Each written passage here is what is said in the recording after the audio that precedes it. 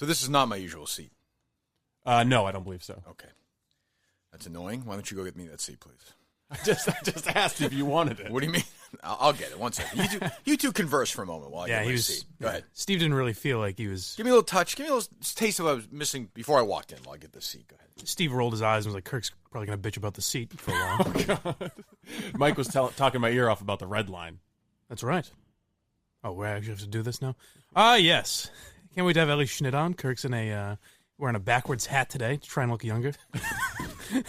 Looks very hip. We're actually talking about the raging discussion over whether we should have spiked the Portnoy interview because his cell phone connection was bad. You guys wonder why I have this huge salary, and then you listen to what goes on when I'm not around. Unprepared. Well, I think, it's an interesting question. I don't think we should never spike that because I think people want to hear him. But if it was somebody lower on the totem pole, we would have said, we'll try again. If Rich Kelleher called in, I think we might have dropped it. Oh, boy. Kelleher looms. He's a mere 26 hours away from being in our lives. Yes. Seeing that face again. Where are we? Forget all this other stuff. All the stuff's going on in the world and brown face and, all the Globe stuff and women shitting at work I'm reading right here. It's all very important. What is going on with tomorrow's contest, Steve? Looks like we have all of our contestants lined up. We've got the hot dogs. I'll go out today and buy some buns. You will have to buy buns? Yes, I'll have to buy buns. That's ridiculous. Jesus Christ. Bring your own buns, contestants. Unless you want it to be a no bun. So bun sponsor? Is this going to be a gluten-free contest? Let me know. I will reimburse you for the bun. Or will you send them? Will Barstool be paying for the buns? I don't know. It was like $10 worth of buns. I was just going to buy them. Fine. Okay. Jesus. Wow. Richie Steve's Rich. spotting them. Well, excuse us. Who knew? Throwing buns around. All I know is I have two concerns. Yeah. One is that Steve is totally playing us and he's going to dominate tomorrow. Mm-hmm. And two is this guy who's in the contest who I saw on Instagram is going to take my job. This guy is fucking... Dave has really done a job. He said, who is the best radio gold? Who screams talent? Who's the most boring person on earth? That's my guy. Once we find that, can we find the next, the person who's actually more boring than that? Oh, we've got him. Good. That guy will just inhale hot dogs. Well, he's got that empty look. Yeah. So that's that. I think I like hot dogs.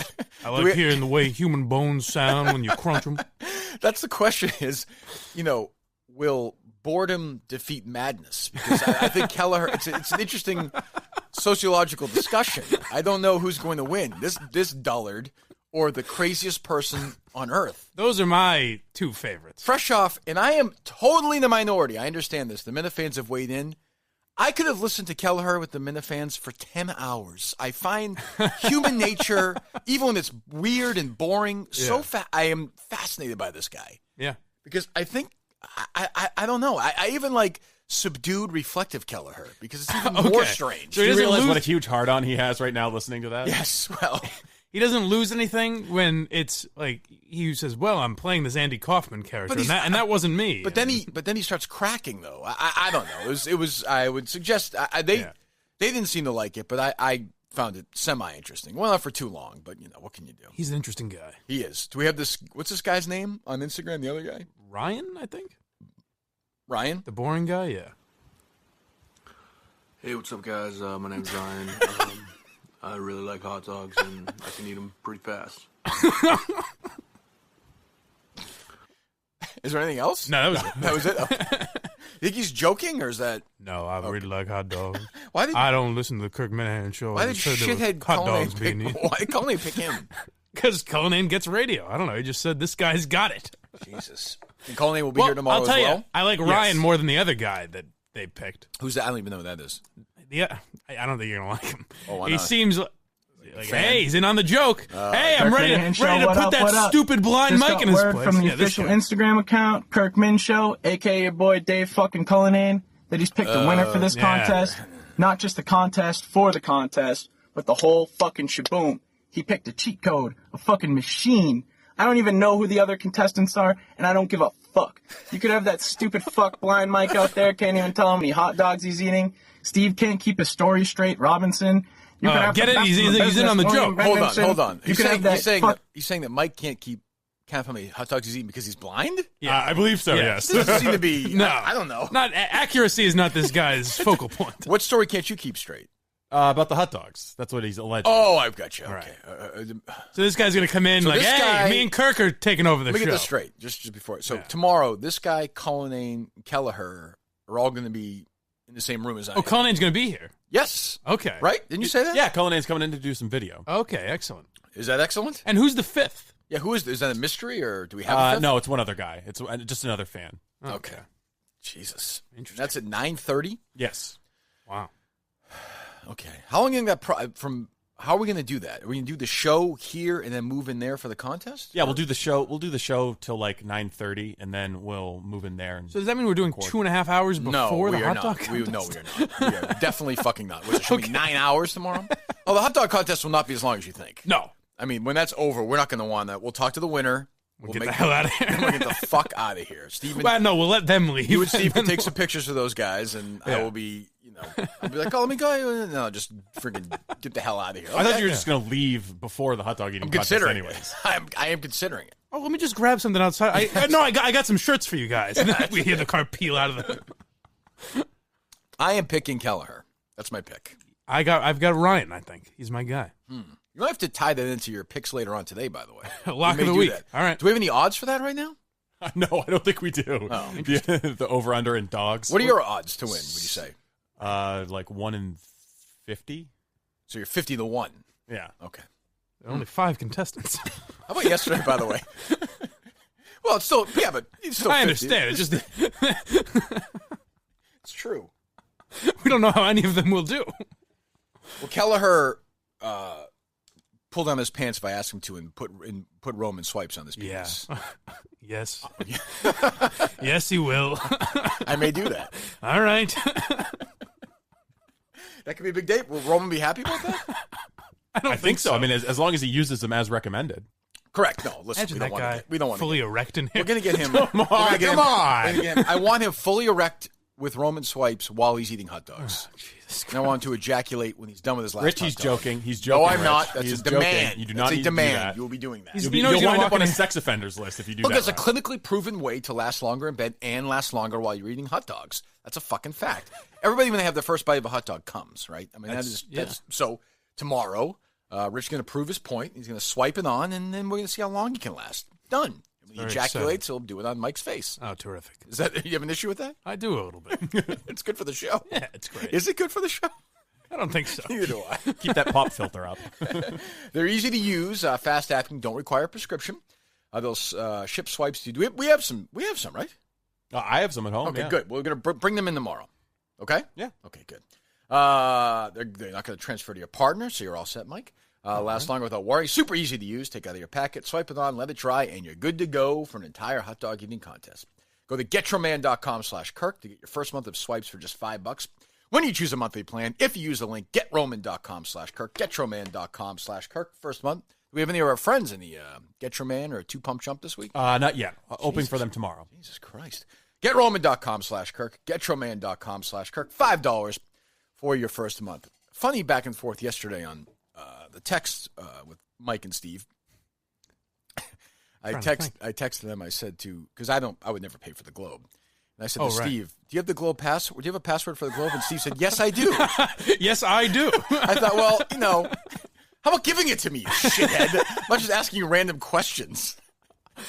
Thanks for asking. Are you ticklish? I thought you were asking, like, how dare you give money to the Boston Globe? What's your favorite Schwarzenegger? Oh, really? So you have the Globe? Do you have like Netflix, Hulu? What else you got? Yeah, it's interesting. How do you use the What are your forms of discretionary income? entertainment? Yeah, what do you do? What, you can't spring for a password for the Globe? I would never give them my money. Exactly. What are you, out of your ever, mind? ever. But what do you think? It was a test of like your of your loyalty? Yes. So why'd you say yes? Because I was being honest. He was also lying. It seemed like it might not have been his password. Yeah, I was gonna say I don't know about that, but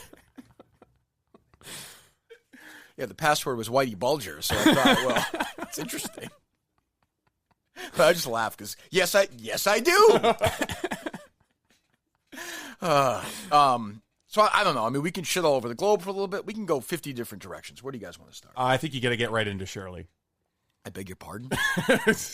Her interview. Oh, okay. So that's be a not hard pass. Well, hey. Luckily for you, she likes humor. Humor is of value. Well, yes. I mean, I have to say, and we need humor. Yes. Thank you.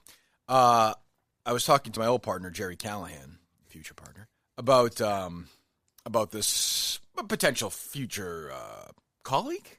I don't know, Steve. Did you talk to him last night or no? Customer? Maybe. Did you talk to him yesterday at all or no? No. Okay, he's going to talk. I talked to him last night. Oh, okay.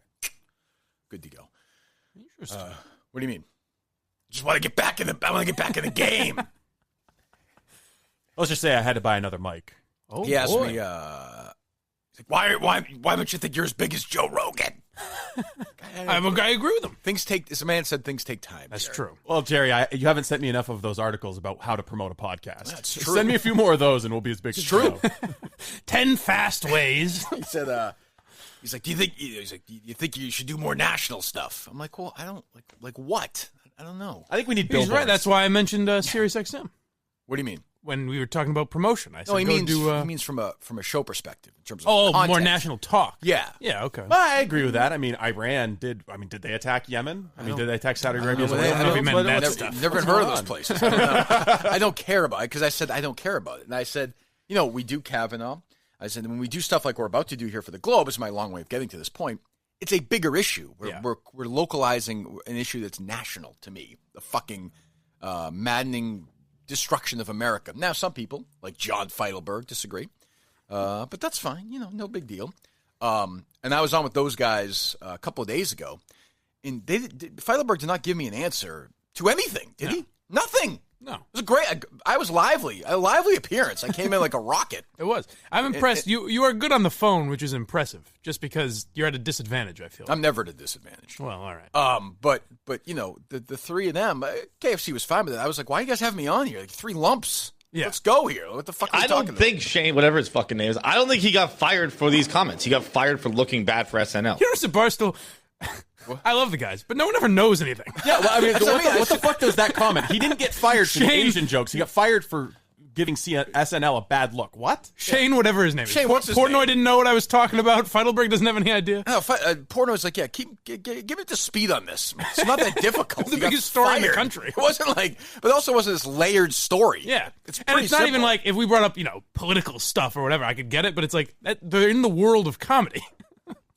Yeah, I know. It seems like it's. I don't know, but anyway, I was on. It's not even worth playing. But I was on with those guys, and we went back and forth. And I'm amazed at how little they know, and also what do they do all day? I asked Feidelberg, like, what do you do? It's like, I wasn't anything. I wasn't any part. Well, then what the fuck do you do? It's part of your job, shithead. They're busy. They got Doing a what? lot of other. Well, they do a lot. They write and blog and Right. podcast. And Does Feidelberg still blog? I don't know. I know KFC rarely does. Yeah. So what is he doing? Yeah, I don't know. Jeez, I know they had a live show last night. He does KFC radio twice a week, and then I assume he still writes because I don't know what else. All right, don't worry about it, Mike. Yeah. She's babbling about nothing. Don't worry Yeah. about it. We have to solve this mystery. It's okay. Yeah, I I don't don't give know. a shit if Feidelberg blogs or not. So you want to get into this Shirley thing. So she was on one of these BUR. Yes. Which is with the- your friend, Jim Braude. Right, who I'm sure, You may remember him as the guy that hates mutt, folks. That's true. There's also some indications here that he listens to your podcast. I can give you actual indications if you like. He listens to the podcast. Of course he does. Everyone fucking listens to the podcast. Well, if he's listening, Jim, fuck you. Hey, whoa, what would he do? You'll hear. Oh, really? Oh, yeah. Time to. Well, okay, fine. Let's just say that. I would say that there's some similarities between he and Jeffrey Epstein. That's all I'd say. Interesting. What? Both charismatic guys. Yeah, they're both. Yeah, what? Oh, come on. Yeah, that's all I mean. Both friends of Hillary Clinton. Yes, exactly. I'd like if he gets out in front of this story and just says something on the radio today, like, just so everyone knows. No, I'm kidding. You defend him though, Mike, because I know. You would. All right, Big so Jim Braude guy. So Shirley's on with Jim Braude, and Shirley is gone all in, and I believe now she's doing this, so I will tweet it so people will read her stuff. That is a good theory. Yes, She's it's a great fucking move. Insane. It's a great move. I think it's a great move. Knowing that, will you continue to do it? Yes, I am. All right. I'm just as crazy. I will go the whole fucking way. Crazy for crazy. But you know what? I'll let her get an extra 100,000 reads or whatever. But I'm not spending 99 cents on the fucking subscription. Kirk Minihane doesn't do that. No way. He's got his fucking pride. He's got his dignity. So they're continuing to make this Antonio Brown thing a bigger cultural issue. Yes. Right. Well, of course, as we said the other day, hiding the fact that they were well aware of all this sexual malfeasance going on in the building for years and years and years. The guy who runs the paper, Brian McGrory, started the charge. And, going after interns and obituary editors pulling their dicks out and protecting Jim O'Sullivan. And, it was up to me to do it. And guys who are long gone, who have died, who they continue not to name, who sexually harassed young women for years. They don't care about that. They care about Antonio Brown. Now, I would say the reason that Shirley is picking on Antonio Brown, personally, in my opinion, is because Brown is black. I agree. That's my opinion. It's yeah. obvious. I mean, has she criticized white players like this? She criticized Brian McGrory, a white man? Did she give Alan Dershowitz, a white man, a platform to do his thing? She did, yeah. Yeah. Do I think that she, obviously kidding aside, do I think that she dislikes black people? Yeah, I do. Wow. I do. That's If big. she told me that personally, I'd rather not get into it. It's kind of scary when people in positions of power have that racism. Yeah, I mean, to be fair, the Globe has a long history of black people, running the newspaper and owning the newspaper and being in really, really prominent positions in the newspaper. I can remember that time that nobody had that power. I remember that time that they had black people running the sports department, for example. Right. Like Joe Sullivan, who just handed it over to this Matt Pepin puke pussy vomit asshole, another white guy, because they are racist. Dan Shaughnessy, writer forever there, white guy, right? Mm-hmm. Tara Sullivan, they hired, white. Mm-hmm. Who's Pete Abraham, white. The Celtics beat writer, Himmelsbach, white. The Bruins beat writer, white. Chris Gasper is black. So they have one black writer, and they might have just hired a black writer to be the Red Sox writer. To get people off. Yeah, well, that's how you do it. Get people off the scent, And you've seen the pictures of the Red Sox front office from a couple of years ago. Remember that photograph? Right. Yes. As I said, that looked like the Romney White as Christmas could be. photograph. Yeah. It did. It was like 97 white people. Why? Because I think the Red Sox from top to bottom are a racist organization. John Henry, you would say? Yeah. Yep. Yeah, absolutely. Okay. Who's whiter than John Henry? Yeah, right. I mean, to be fair, do I think he bleaches himself to make himself more white? Yeah, I do. John Henry also got his picture taken in the Oval Office with President Trump. True, he's for friends other with for President other Trump. people. Well, there you go. That's just proof that married to you're a racist. white woman. Oh, John yeah. Henry could have married a black woman. Decided not to. Wow. Chose not to because he's racist. Look, that's up to you guys. I'm just throwing facts out here. That's all. I'm just Mike, for example, we know is black, so that's why I brought him in. Yeah. Black Mike. Yeah. Yeah. Why don't you talk like what? What does Black Mike sound like? Oh. Here's the thing, though. So I work with a couple of white stiffs, right? Fine. But I'm not sitting there wagging my finger and telling people to fuck. It's just so fucking disingenuous is my larger point. They're such fucking frauds. Stiffs was unnecessary. Continue. I beg your pardon. I know it's a tough one. Fucking, nothing gets me angry in the Globe. I get fucking worked up. I just want to have a nice show today. Have a nice talk with Ellie Schnitt, who seems really into having this conversation. Oh, yeah. I'm sure she's looking forward to it. Can't wait. I'm sure. I'm going to say it lasts like 5 minutes. She's been reading tweets. I'm certain she has no idea what they mean for 2 days now. But here's the weird thing: is she went on the Minihane show. Right. That happened. Right. That is history. So she didn't correlate the two. No, I think she knew. I don't know because that was before you worked here. Was it? Yeah. Oh. It was before. I mean, I know before it was like right at the beginning. Yeah, she it was went on a before we show. started. It was before you ever did a I'm podcast. sure those guys told her. Do we have sound of that or no? Do you have that cut where? I could probably go find it. Yeah. Okay, we played that, didn't we? The Tangway cut. We'll play it later. That yes. was a fucking awkward cut. Don't worry about that. We'll do it later. Let's get to the Shirley stuff. So Shirley's on. With So maybe it was right when we started the pod. Yeah. I don't So know. Shirley was on with Braude, yesterday, right? Mhm. Okay, and Braude is a big liberal, right? Yeah. His partner is whom? Marjorie something. Marjorie Egan? Marjorie Egan? Yes. Okay, and she is white? Yes. Okay. And who runs that station? Do we know? That You would be Uncle Sam. Their you text Donald Trump? Their producer, I'm going to guess, is white? I have no fucking clue. I would guarantee it. Fucking guarantee. You think what percentage of that? I would be what safe percentage of making that station do you think is white? 99%. Okay, so they're racist.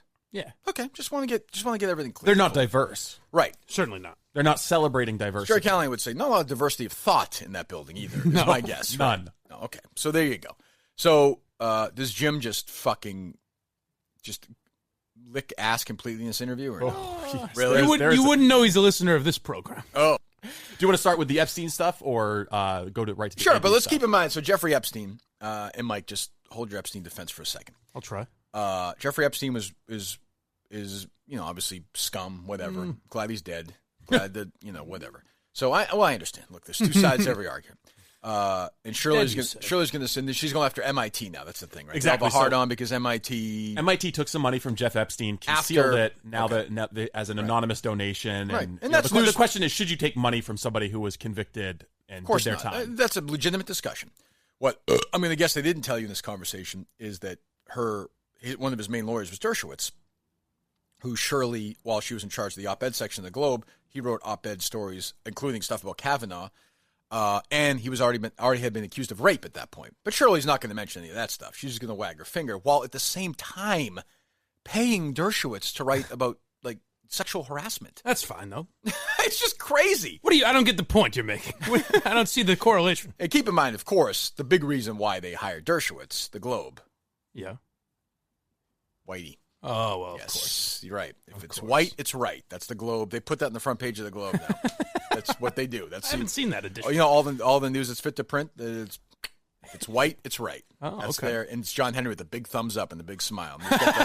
He's got the. If there's anyone that could be a poster boy for whiteness, it would be John Henry. Yeah, when he goes to his Klan meetings, they're like, you don't even need to put the thing over your head. You're good. You're in. You're fine. No ID necessary. And is he a member of the Klan? Let's go burn some crosses. Yeah, is he a member of the Klan?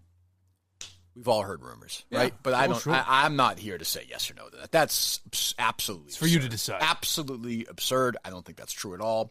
But given his hiring history, I'd say there's a good possibility. Well, let's just look at the general manager he's had this with the Red Sox, right? First, he hired Theo Epstein. Mm-hmm. White as could be. Replaced him with Ben Sherrington. Even whiter. Then Dave Dombrowski. White as all hell. So let's see. I'm just saying. That's all I'm saying, right? Yeah, you're right. You're making good points. Owners of the Red Sox are John Henry, Tom Werner. Yep. Who am I forgetting? Larry Lucchino forever. Not a lot. I'm not seeing a lot of a lot of diversity in this organization. Not a lot of diversity. Sam Kennedy. Mm-hmm. That fuckhead. Not a lot. That's all I'm saying. That's but they're happy as always happy the way John Henry talks about not being able to sleep at night because it was called Yawkey Way for 15 years, sleeping this 50,000 square foot place in 50,000 square feet. Again, another asshole who runs his newspaper and tells us about our carbon footprint. I thought it was weird when they hired Alex Cora, who's Hispanic, when they said that'll get those people off our back. I don't know who they were. I don't know who they meant. It's a weird comment. It's a weird comment. All right, so let's start with so MIT is first. Yes. Okay, is this going to aggravate me? Oh yes, you're going to be pissed the fuck off. Why? It just gets worse and worse. This is pure Shirley. I'm with Ellie. Can't we just talk about the weather? It's fucking cold. Yeah. Really. It's cold. Old man. Yes. Really. Jesus. Go ahead. Well, Shirley, what's the answer? Is the apology from the president of MIT enough or not? Now, hold on. First of all, that's Marjorie, right? Yes. What the fuck are you yapping about? If they're not bashing mud, Marjorie's falling asleep. Those veneers. Jesus. How about enough? Oh, yeah, that's right. I pointed this out last time, but it sounds like she's sedated almost. She is. Right. That's like you have to be on public radio. Yeah. Which is kind of a Braude move, but okay. Oh, Jesus. What? Oh, interesting. What? Saying he served up a hot Cosby? No, I did not say. I'm kidding. I actually like Jim for now. Is that going to be the case? Oh, you like him. You like him because he said that you're a genius. Right. Yeah, you get a lot of leeway if you do that. But yeah. Is he testing this leeway theory here? Or no? He's got a theory about you, I think. It's indirect. He doesn't name you, but because he's a pussy. Yeah, we'll get there. Maybe we will, maybe we won't. We're off to Mike's kind of running the show today. Electric. Today I raise a lot of questions about President Reif's handling of the Jeffrey Epstein donations. And he's written 4 letters in the span of a month trying to explain and apologize her taking voice. money. Oh, God, stop. God, I hate her so. There's nobody I hate more. I think you feel like you have to take that voice when you go in there. Would I be like that? I hate that you hear her breath. What, can you do your WBUR? I don't NPR do voice. NPR. Somebody else does NPR here, not me. Yes, you feel the need to apologize for your whiteness when you enter the studios of NPR. It's just... So, 4 letters, okay. That's fewer than the op-eds that Dershowitz wrote for her, but that's okay. So do you think that MIT was wrong to take money from Jeff Epstein? He had been convicted? It was blood. Yeah, he'd convicted. He'd served his time. Well, he didn't serve his time. He served what he got for the deal from Alexander Acosta. No, not really.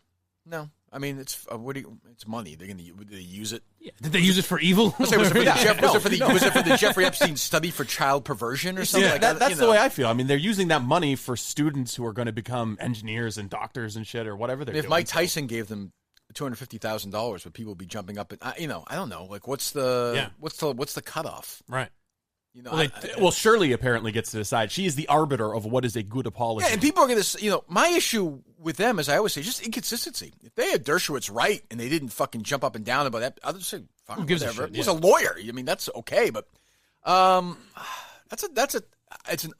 understand the moral dilemma of it, but I'm not that. He has money. He's really so like. Would you rather have him just keep his money or give it?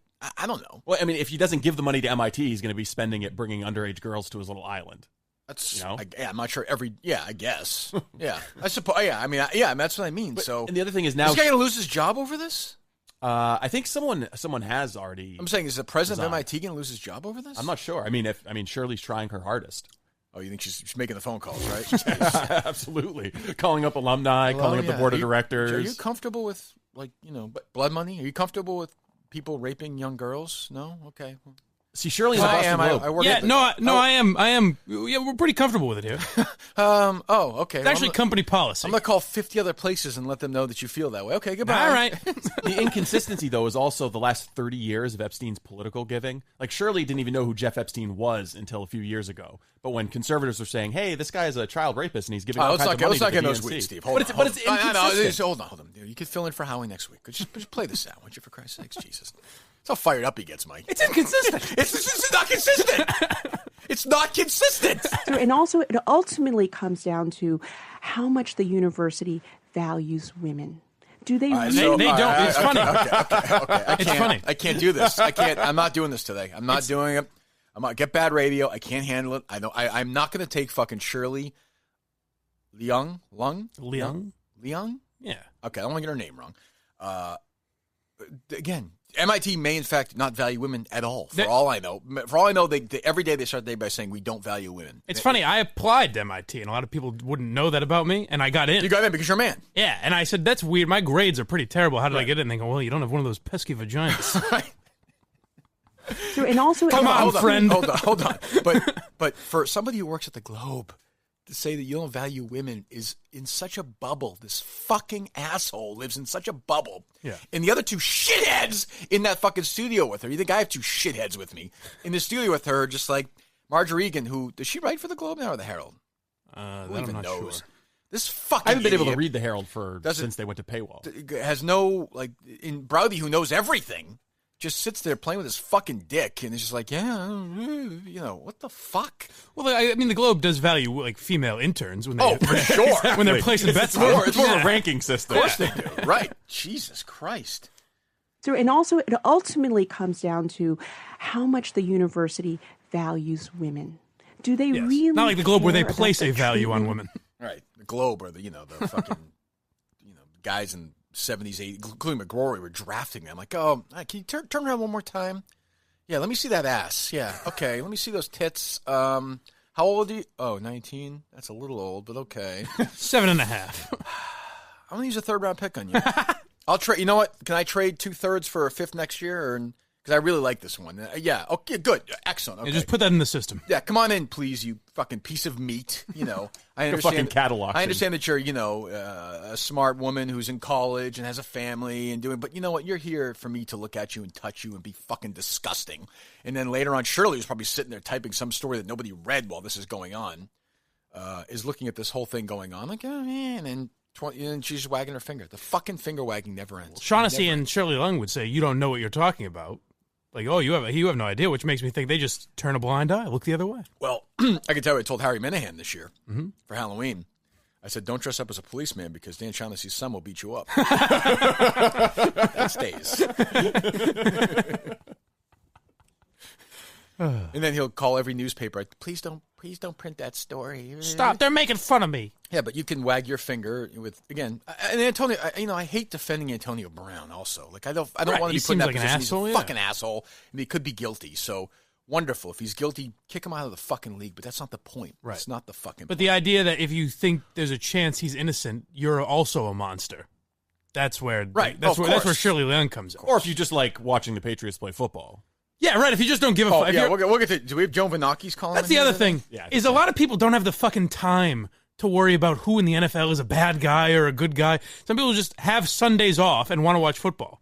Like, does everyone have to fucking worry about? I think everybody's fully aware of like Brown at this point. I understand that. I think 97% of the people watching know that he's a shithead. Right. But do Patriots fans have to worry about being accused of looking the other way? It's not their burden. Yeah. They're sports fans. It's no fucking different.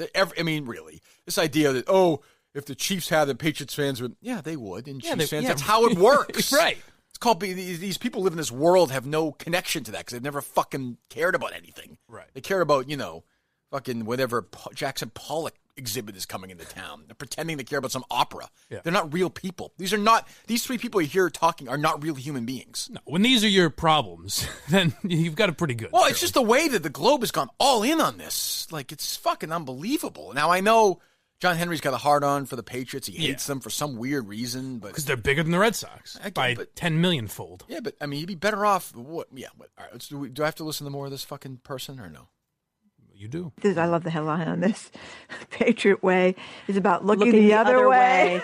I love this. I love that you accused an entire organization of people of racism based on nothing. What's not or sexism, rather. Not the Globe way.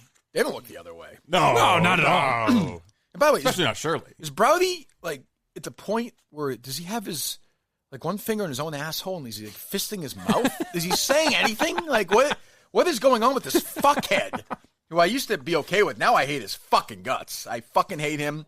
And man, I'll leave it alone. But like I said, but I'll leave it alone. Get your house in order. I just don't understand how Antonio Brown. I guess I don't understand how the NFL or Bob Kraft can say we care about women. And yes, it's just a civil lawsuit right now. There's two sides to a story. Well, we should convict him. There's just it's just innocent until proven guilty, and there's just everything that criminal justice is based on. That's kind of what the nation is all about. But I don't know how Bob Kraft can allow this to happen.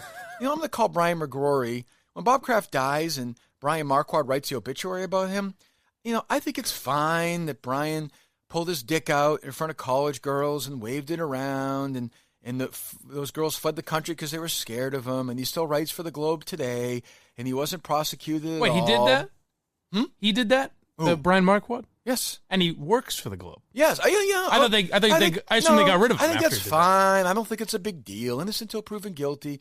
And I don't mind that they did the draft of young women. And I don't mind that Jim O'Sullivan was sexually harassing people at the Globe, and we tried to protect his name, and keep his job until Kirk Minihane outed him, and we were forced to fire him and apologize. I don't really think that matters. Who really cares? What does it really matter? This fucking person, this is the worst person on earth. I think I said this the other day. Shirley Leung is the worst person on the planet. I will not have any other nominees. Not necessary. I can't think of a worse person, honestly. So, and like Feidelberg and KFC, like, why do you care so much? Why do you care so much? What is it, Dice? Why do you care so much about no one gets in trouble for jokes? Yeah, not at all, you fucking assholes! Drink my goo! These fucking idiots. I was fucking in a mental institution because of these fucking morons. Not Feidelberg and KFC, but this fucking culture of fuckheads. Yeah. Oh, my God. Yeah, Feidelberg. Drink my goo! Oh! Well, that's not, as you put it, it's nice, and I guess I would fall into this too, that, like, KFC and Feidelberg have kind of been in the Barstool bubble where you've worked at a place that's more or less going to protect you. Well, KFC's been in trouble, though, so I would give him a minor, a pass. He's had what Jerry and I always call the pit in our stomach when you leave work once in a while. Like, you're like, oh, God, this is going to be a thing. Yeah. I don't think Feidelberg's ever had to deal with that. Like I said to him, I think on the interview, ever says anything interesting in his life by mistake and runs into that trouble, I'll be the first one who supports him, by the way. Right. Because it's very nice of you. Well, it's true, though. Very kind comments. But I've been there, so one guy who will have his back is me. But, to listen to this person who, you have to understand, again, if you're just tuning in, you don't know what the fuck is going on. If you're just tuning in, this woman led a charge to ruin my life. She tried to fuck with me. For no real reason. Well, because she's... Well, you're white. He's white. Yeah. That's true. That's reason enough, right? Yeah, that's what she told me. Again, Well, I was off the record. I can't get into the things that she said about other races. There's no reason to get into that, but it was I think it was all in comedy, so I was fine with it. Sure, yeah. Well, humor's important. You've heard her; she's funny. Off the record, she's a real hero. Humor is important. Yeah, I mean that's funny stuff. Like I have no problem with that, but even for me, I was like, "Ooh, that's extreme." But okay, if that's what you want to do for comedy, knock yourself out. But and with Murchison and with Riccio, I mean, keep in mind this Riccio guy. Like she collaborates with this guy. This is who you're dealing with. He's just a Twitter troll that smokes weed on his couch from 8 a.m. to... Yeah. Right. This is what you're dealing with. So, and the real guilty people, all kidding aside, are John Henry and Linda Pizzuti Henry. Yeah. Like, they're the real guilty ones. You know what? Let's give Linda a call. Want to give Linda a call this morning? Let's give her a call. I predict the same results as the last 3 or 4 times. I wonder if she just looks at her phone like, who is this? So if she answered the phone, she's like, hey, Steve. If she was just like, hey, Steve, I don't have time, but you send me that audio on Kirk, you promised. I said, no, I didn't think you would answer.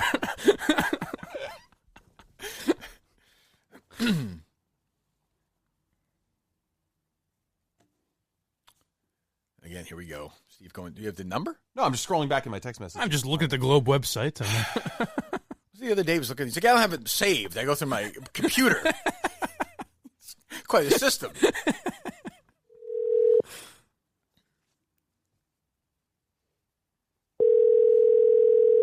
Your call has been forwarded to an... Seems like an ignore. Only 2 rings? Seems like she's like, she'll call us back, I think. Don't you? Yeah. I don't think she'll call us back. Oh, that's weird. I think at some point we'll get somebody saying, stop calling. Please stop calling. How many times can we call her before it's harassment? It's not harassment. It's not harassment to call a phone number? About? If you call enough, it is, yeah. No. Every once or twice every a week. couple days, yeah. I don't know. Now you sound like them now. Jesus.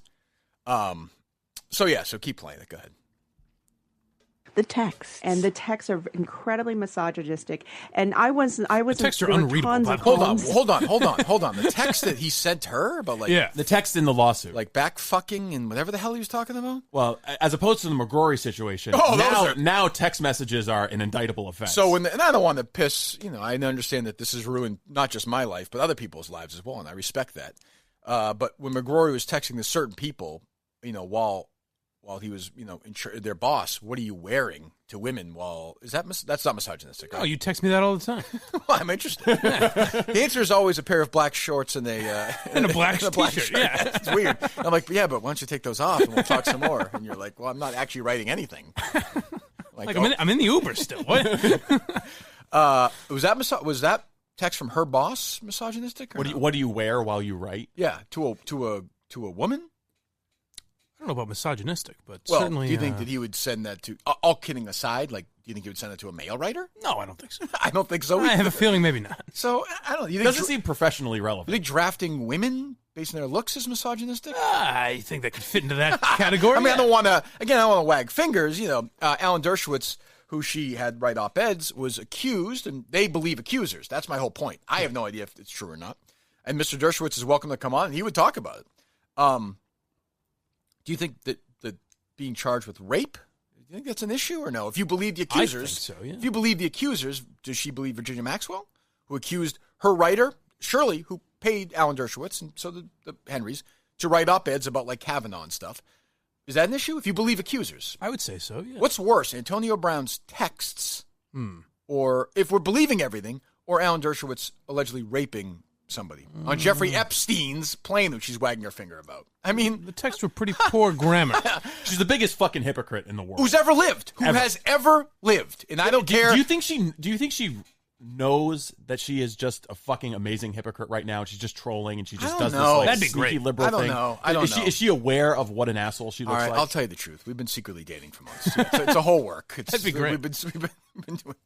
Oh, it'd be great if we saw Shirley at a bar and she was just totally like, "Oh no, don't worry about it, guys. I love you. I love the show. Oh, I'll put the shirt on. Fine, okay, fine." When you had Dice on, that was fucking hysterical.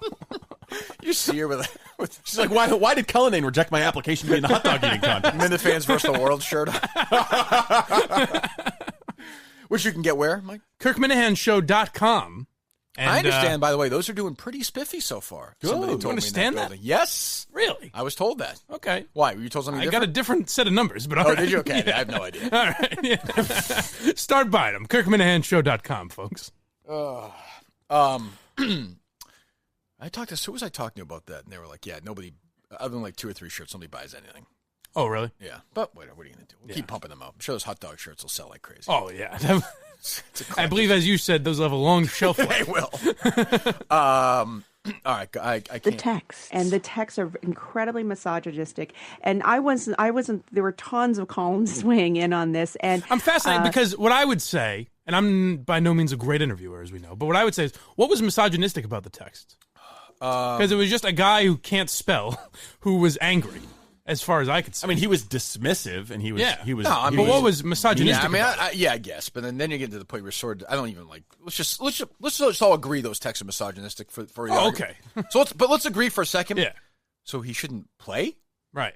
Well, misogyny is the crime of the century. I mean, understand. But if you say If you're an asshole, you shouldn't be in the NFL, I say. that would be a fucking Pretty boring league. 3 players in the league. Yeah. 3 Mormons will be running around the league. 3 kickers. I mean, I don't like what I mean, is Tom Brady an asshole? I don't know. Maybe. Yeah, he's kind of an asshole to you. Yeah, I don't know. Is Julian Edelman an asshole? He was accused of something. You know, he didn't do it, it seems, but he was accused. You know what? Edelman's lucky that fucking didn't happen today, that accusation. Oh, my God. Remember that? That was Yeah. what? That was like 6 or 7 years ago. Oh, he's lucky he's not black. Wasn't that or long the, ago? The Globe would be coming after him. That's true.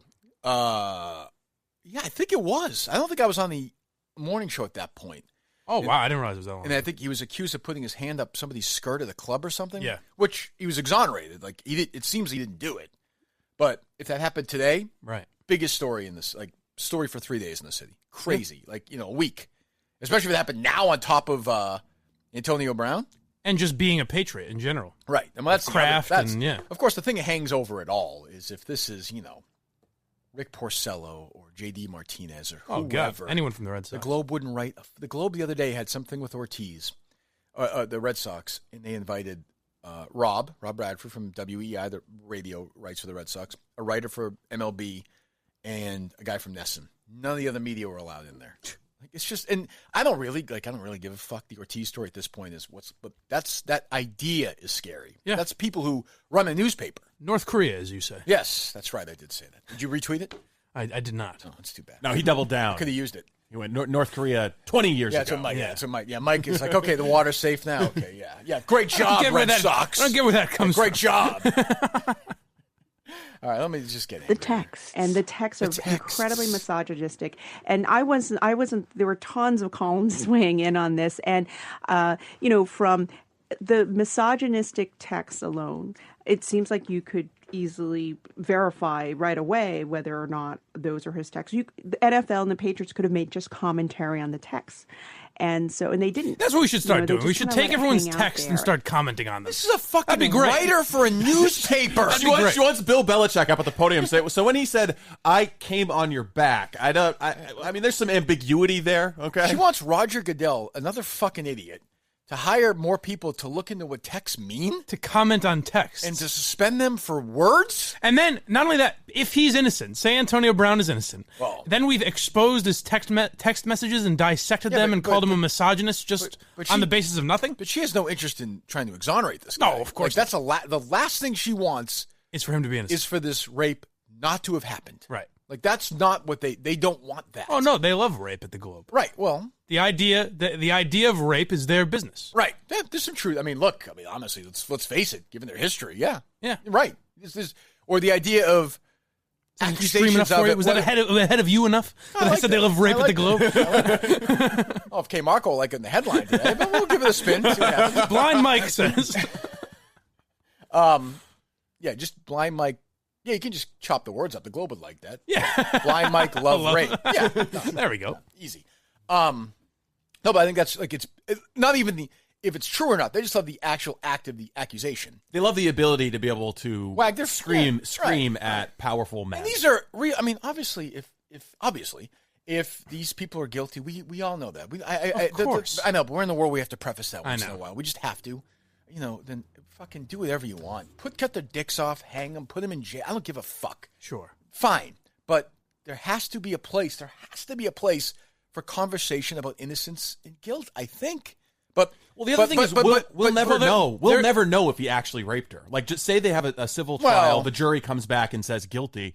I mean, yeah, okay, they convinced the jury that this happened, but I mean, no one will ever know. Also, remember, a civil trial, the burden is far less. Yeah, it's just more likely than not. Right, it's not 50.1%. Yes, exactly. Yeah. So I mean, we'll never know if those claims are true ever. Yeah, I mean, save for some crazy, confession or tape that's out there somewhere that we don't know about. But you're right, we won't know them, and that's sort of the tricky thing. But I mean, if you ask Shirley today, do you think that Kavanaugh should be removed from the Supreme Court? She would say yes. Of course. Yes, absolutely. She would say yes. Yes. Oh, totally. And Clarence Thomas. Which is the craziest story of all. It actually is, I'm just more into this stuff because I hate the Globe and it sort of ties into my stuff, but that's the craziest story of all time. Let me hear more from this lunatic, from these three lunatics. Well, when does Jim come in from? The arc of the story. So he gets picked up by the Patriots. The next day, there's a lawsuit alleging pretty serious sexual assault. And rape. Right. And the Patriots. Thank you, Jim, for helpfully clarifying that rape is sexual assault. Sexual assault and rape. Good contribution, Jim. And, hold on, Shirley. And rape. Yes. Try to avoid answering whether or not they knew beforehand. Does anyone believe that they didn't know? No. I'm suspicious. No. And by the way, the reason for people who are not sports fans that people believe they knew is that Drew Rosenhaus, who is the agent for Antonio Brown. So, I mean, he lays out the what we've been talking about before. Okay, yeah. good.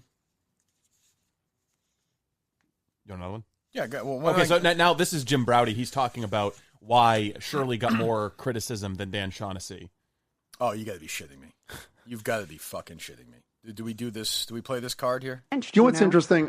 This is anecdotal. The only time I listen to sports radio anymore is when something really huge and horrible is happening, which is almost all the time in the sports. And then I get a full report, you know what I which find I appreciate. And I admit this is anecdotal. You were trashed about 1,000 times more than Dan Shaughnessy. I believe was that. trashed. What show do you think he was listening to? By the way. I wonder why that is. I could tell you why. I could tell you why that is on my end. And first of all, I doubt very highly that a lot of sports radio stations were talking about Shirley in the Globe. But I think he's talking. I'm just guessing. I have a feeling I know what show he's talking about. So I don't like Dan, but Dan didn't try and ruin my life. And Shirley is hypocritical, and she's weighed in much more on this. And by the way, we criticized Dan, I think, didn't we? Yeah, we called him. We tried to get him on the show. We called him during the show. I'm happy to criticize Dan. He's a fucking asshole too, and he's another guy that all kidding Shaughnessy aside. doesn't seem like as much of a finger wagger as Shirley. No, but and even if he is, I hate Shirley. Yeah. And that's why. What is he inferring? Because she's a minority or she's a woman? That's because she's a woman. That's how I took it. Yeah. Obviously, why do you think that is? I think he listened to the show. I think he heard you talking about Shaughnessy and Shirley, and I think he's implying that you criticize her because she's a woman. Right. Okay. I mean, that's what I think. All right, it's like anything else. Like, okay, I mean, that's what he thinks. There's no way to refute that.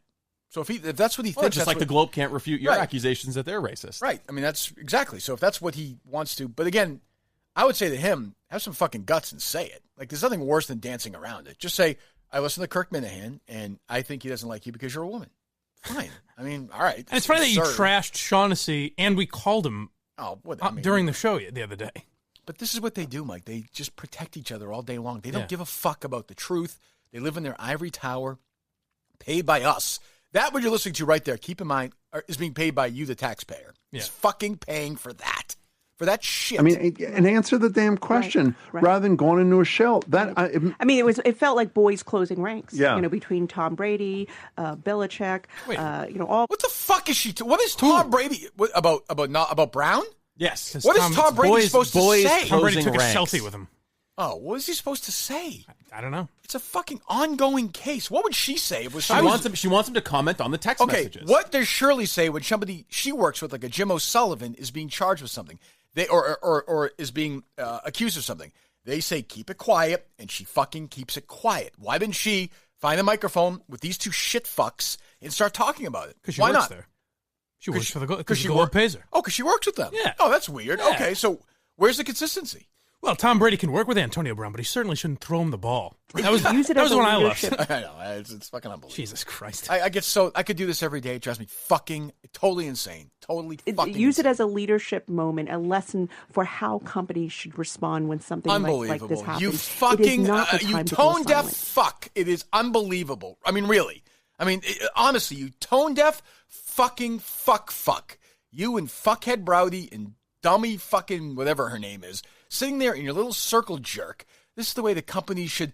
The fucking company you work for hid this stuff. The same exact thing. You fucking hid it. You fucking hypocrite. It is unbelievable. It's fucking unbelievable. And I know it drives me nuts. I know I'm triggered. I get it. It works me up. But this is like, you listen to this and like, what planet are you on? And where is John Henry in this whole fucking thing? That creep. Well, it's sad that the reason they get away with this shit is because their tone versus your tone. Like, they can point to, they can play what you just said and be like, look at him, he's a maniac, he's a monster, he's cursing. But what they say is nice and light and, hello, I'm right in your ear, and that type of shit. You want to call Braude? You have Braude's number or no? No. I'll send it to you. He's your friend. Give him a call. Give him a call. Let me see. I think I have it. You know, as much as we might be mad at Jim Braude, I bet within 30 seconds we can get him bashing Mutt, and he'll be back on our That's true. Maybe I don't have it. If he bashes Mutt, then I'll retract my fuck. It'd be great if they did it again at this. Like, just that for no reason. You know who's terrible? I was listening to WEI at night the other night. Absolutely. I mean, the guy is not ready for prime time. And I was falling asleep behind the wheel. I just texted you. Got it? I got it. All right. Excellent. Give him a call. No?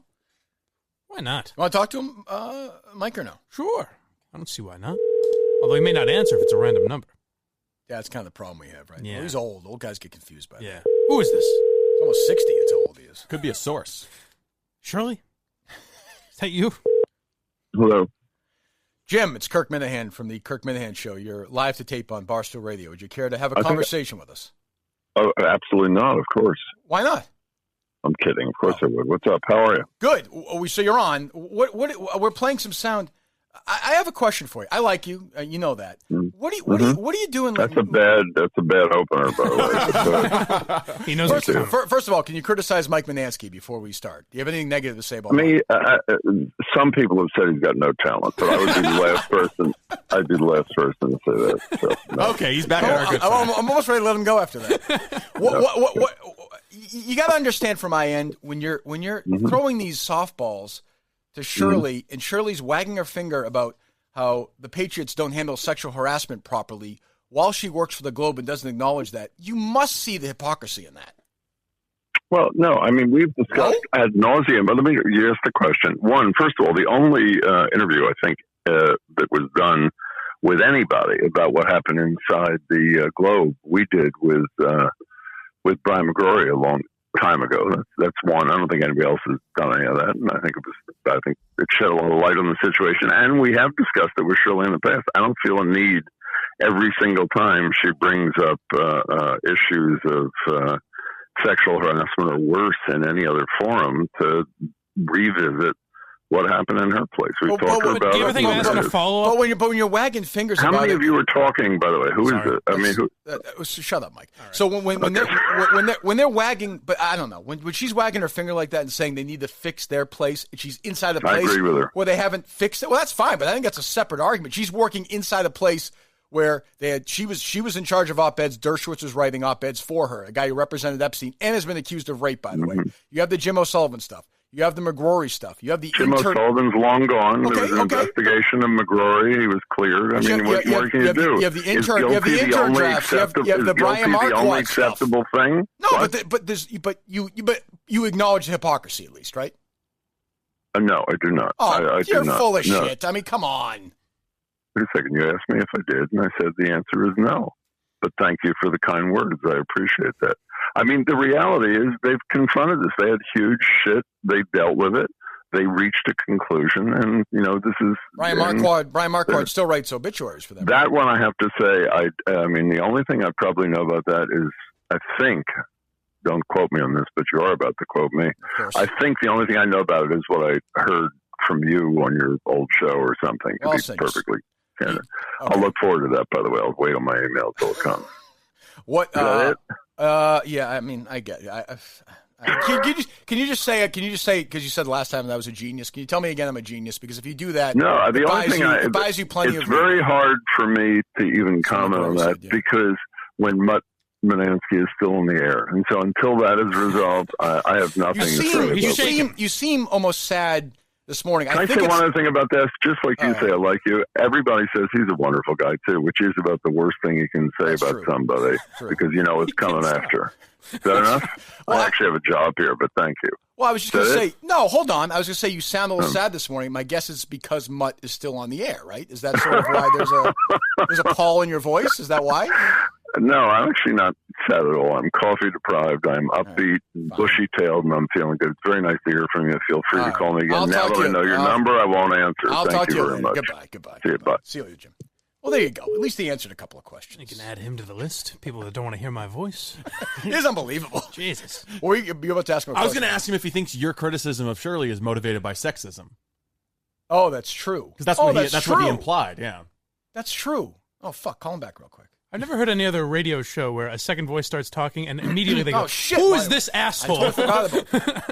But the problem is, don't worry, we'll call him again. The problem is, once he starts shitting on Mutt, I'm just kind of like, well, all right. I know, he came strong out of the gate. This is the most important issue of the whole thing. So but he can't stop. It's even like, that was the one thing where he's like, no, let me finish. No, I understand. Listen, you're putting your sexual harassment, rape, I understand. But let's get to I want to get back to this Mutt thing. WEI didn't fire Mutt. They just put him at night. He's still on the radio.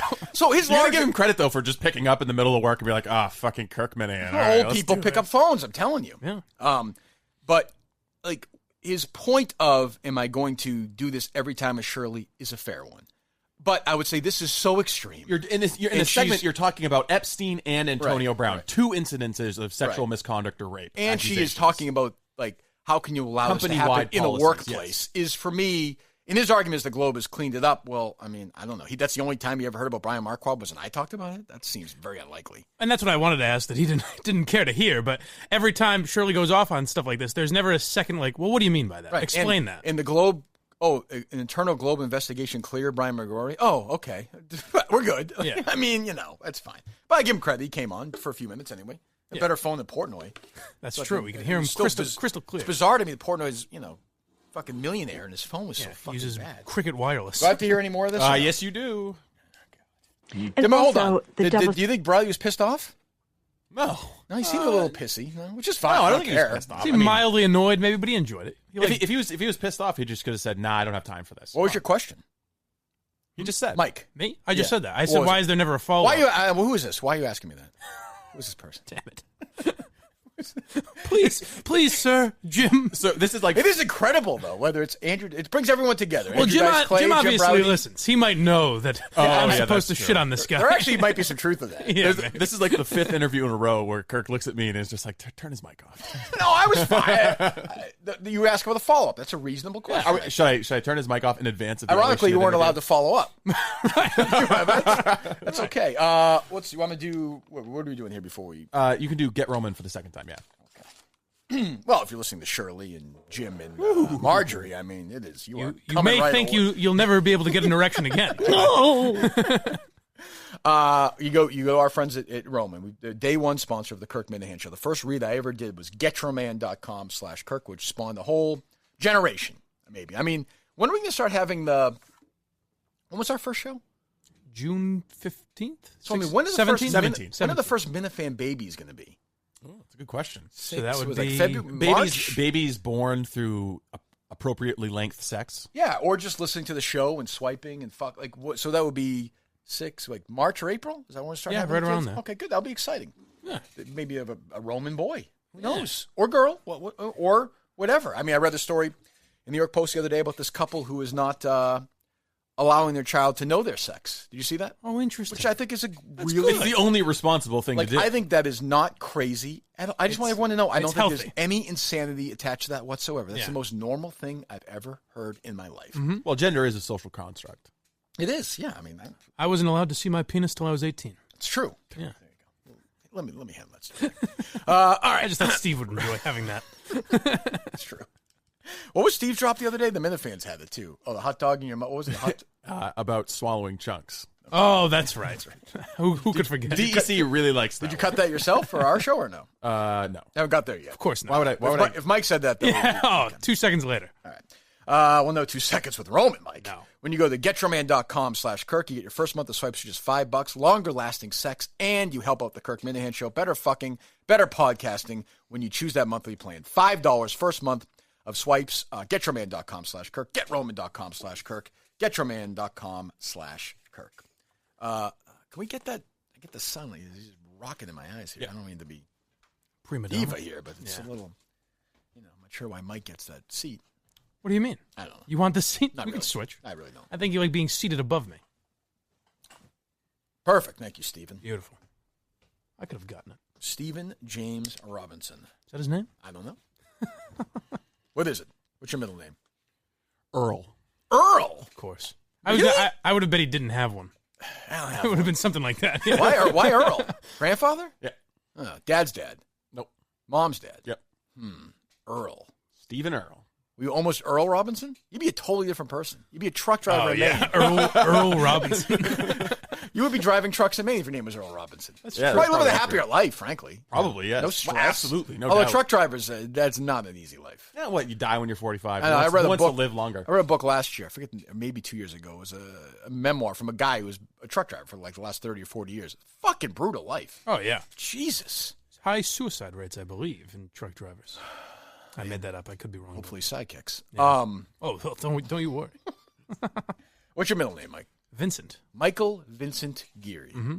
Grandfather or just? I guess my great-grandfather. Yeah. Okay. Never met him. And Kirk Seamus Minihane? Kirk Seamus Minihane, my grandmother from my dad's side's father. It's also Harry's middle name. As Irish as it comes. Harrison Seamus Minihane. That's right. Ooh, hey, we've got to get to the Cullen story. I know it's a Globe-heavy day, but we need to bust out that Irish accent. But I've got two more cuts from WBUR. Will you let me get away with it? I feel like we're okay, but I feel like after talking to where's this guy coming? All of a sudden, he's like this producer character. Would you let me get away with 2 more cuts? Look, all right, here's the deal. Okay, I want to play 3, but I'll settle for 2. You want to make a deal here? Let's make a deal. We gotta get to Cullen. We got Ellie. We got a lot left on the table. Good point. What is this? hey, cats and kittens! All of a sudden, geez, maybe I should step aside. If you can just you got to make. Let's stop. Let's stop dicking each other around here and play some fucking cuts. Okay, we got Ellie here. 15 minutes. Want to play some bad radio? And then my role is supposed to be like, Steve really wants to get to these cuts. I'll tell you what, Steve. I'm going to let you play these cuts. Go ahead. And also, the double standard is what kills me. Were this a She's right about that. Star athlete, and there were any kind of scandal, forget it. Right. Well, hold on. What was that? Yeah. If there was. I mean, I know if there was any what. And also, the double standard is what kills me. Were this a woman star athlete, and there were any kind of scandal, forget it. Oh, they would have killed her. If it was a woman, yes, a woman accused of rape against a man would certainly not be laughed at. She just says, forget it. So, I'm trying to think of anything. Was it Hope Solo? Maybe. She beat up her. Yes. Her boy. Yeah. I mean, that was a pretty big story, but she kept playing. I don't really know what. Oh, forget it. No, you don't remember when she was tarred and feathered? I mean, I don't even understand. And no one in the room asks a follow up. Shirley's just like, yeah, you got a good. Braude's like, I agree with you, but you can tell Braude on for that. I get a sense in the room with her, it's just like, let her say her fucking, like, she's almost like Artie when he was on heroin in like 2009. They're just like, yeah, you bet, okay. Oh, very good. Yeah. Yes. Because what if it's I'm trying to think of anything. So if a female athlete, say Serena Williams, masturbated onto some guy's back. Which I don't know. I would even go with Tex. How's that? Okay. Sends text to her boyfriend. Like, would she be kicked out of if that boyfriend circuit? Forget it. If that boyfriend accused her of harassment, he would be called a pussy up and down. It would be a Barstool headline every day. He would be mocked on late night television. No one would have any sympathy for that poor asshole. Yes, there is a double standard. That guy would be mocked if he accused a woman of harassment. Speaking of double standards, when does Blake Griffin's suspension start in the NBA? What do you mean? No yet or no? He said some Caitlyn Jenner jokes in the Alec Baldwin roast. I mean, did you hear those? Yeah, of course. Transgender jokes. No, they were celebrated. They were hilarious. But why? I mean, if I made those, why is that funny if Blake Griffin does It's really funny. Why? It's just really funny. Blake Griffin's a funny guy. I'm just trying to figure out. He's so funny. Okay, I'm confused. I don't really care, but I'm not even sure I got to that. He's very funny. But the fucking, what is that? She's a fucking idiot, huh? I guess so. Jesus. All right, what else? One more. By the way, if you don't have time to read her column, just turn on sports radio. They'll be bad-mouthing her like from 6 a.m. to midnight so you can get all the Shirley Leung you want. Who, other than you? The other thing I would also mention to Jim next time we talk to him is, like, you can't play the sports radio card and not bring up her history with it. I mean, there is a reason why I attack her as well. Like, it's not. Why do people on sports radio dislike? I mean, what have you ever done to them? And he is fully aware of that. I mean, I went on the show. I mean, he's fully aware of that. Right. And even if you want to say, well, you're not on the radio anymore, that's not who he was referring to. People at EI should hate her. Why? She ruined the station. Yeah, they don't care about that. But Ordway show, like the sane people. And I actually think Ordway did criticize her the other day, is my understanding. So maybe that's who he's talking about. Yeah. I don't think that's I doubt it. I don't think I have a feeling. I don't think that's who he's talking about. No. Well, I mean, the other thing is she's terrible on the radio, and she's a terrible fucking writer. Like, I just want to comment on the apology. Why haven't the Patriots apologized? Jesus. And we need humor. Yeah, right. Oh, yeah. She abolished humor from the radio. One of the great humorists of all time. God, can you imagine life with people like that? Oh, just God. this endless fucking, just chasing stuff and pretending to be upset. I mean, this Joan Vanocchi, another dummy for the Globe. As long as he catches the ball, Antonio Brown is our bad guy. I mean, Jesus. I mean, as long as he writes the obituaries, Brian Marquardt is our guy. Yeah, and she's probably sitting next to him in the office while she's writing it. Marquardt's jerking it off next to her. It's fucking unbelievable. Yeah. And if Antonio Brown's guilty, then good for them for going after him. But there's also a chance. Well, I disagree. He's actually. not. No, I don't mean now. Yeah. I'm saying eventually it'll be. If he is guilty, then yes, they should go after. Yeah, I won't say good for them because they've done it. Well, they'll do it either way. Right, they're doing it with no. They don't care. No, they don't care about the facts of the case or anything. Right, and and then the other one, Renee Graham, is another writer for the Globe. Yesterday, she writes this. Do we have this cancel culture thing where? Yeah, it should be in your stack. The Globe is just totally fucking snapped. I mean, they've gone all in now and they've lost their minds. Opinion section. Cancel culture doesn't exist. It's just facing consequences. No, cancel culture only exists for Colin Kaepernick. Yeah. Right, yeah. Right, and, Sean Spicer, because he's on a fucking stupid dance show looking like an idiot. You see him the other night with that dumb shirt on? God. That's fucking... Believe that. Bottom. That's his penance. Like if you hate him, you should be happy he's doing it. He's like a fucking moron. Which, by the way, he can't dance. Did he get eliminated or no? No, I mean he got like a 7 out of 10. You know what's going to happen is he's going to win. It's the same reason why Trump wins. I always say in these Christian movies make like $15 million in the weekend that you've never heard of. Yeah. They fucking, man, you can say what you want. The right gets together. They support. They fucking go. You think Sean Spicer's got a big following? Well, I think because Tom Bergeron said he shouldn't be allowed to be on the show. I think if you get enough Republicans to tweet, I mean, imagine if Trump tweeted that out, like vote for Sean Spicer, gave out the phone number, game over, which will probably happen. Game over. Right? I know he got fired, but they get along fine. Do people vote on Dancing with the Stars? I thought it was judges. I think that's how you. Isn't it part of the component or something? I think you're thinking American Idol. What? Oh, is that right? Yeah, American Idol. You vote. No, I think people might vote. I think they do because I think they kept voting Jerry Springer on when he wanted to get off. You know what? Let's get to the bottom of this. Yeah, this is the real important issue. How is Dancing with the Stars decided? Renee Graham was another person who's just there to call everyone racist. But also, by the way, Kaepernick. I think Kaepernick should be able to have a job too. Kaepernick didn't do anything wrong. So do I. But by the way, he was also suing the NFL. Yeah, I mean, if he's good enough, if he's still okay. I don't want to get the Kaepernick debates. Believe me, I did enough of that. The guy wore pig socks or pigs. Che Guevara doesn't even know who Che Guevara is. Che Guevara. Che Guevara. I did not say that right? You said it right. Okay. Enough to eat. I'm not going to eat the munchkins. They're garbage. Renee Graham writes, I don't want to hear another word about the hostile overreach of cancel culture. Not when Sean Spicer, who once propagated President Trump's lies, is now failing even the most basic laws of rhythm on Dancing with the Stars. And then she gets into the cancel culture. And, of course, she had no problem with Shane Gillis being fired. But now white men are safe. So just ask Billy Bush. He's back. So she thinks that Billy Bush, who, again, is a fucking idiot. Like, I think we got fired because he was on a tape sort of just nodding at Trump's insanity. He laughed at Trump saying he can grab women by the pussy. Billy Bush did what I am guilty of doing every single day in an Uber, where some asshole is making a joke and I go, oh yeah. And his penance, he lost his job, hasn't worked for 3 years. And she thinks because he's white, he has his job See, back. he wasn't canceled. He only had to take 3 years off. He was heard chortling with Trump about sexual assault. Like chortling. He was, yeah, grab him by the pussy. Yeah, let me hold her down. Like, what the fuck? He didn't work for 3 years because of this. Right.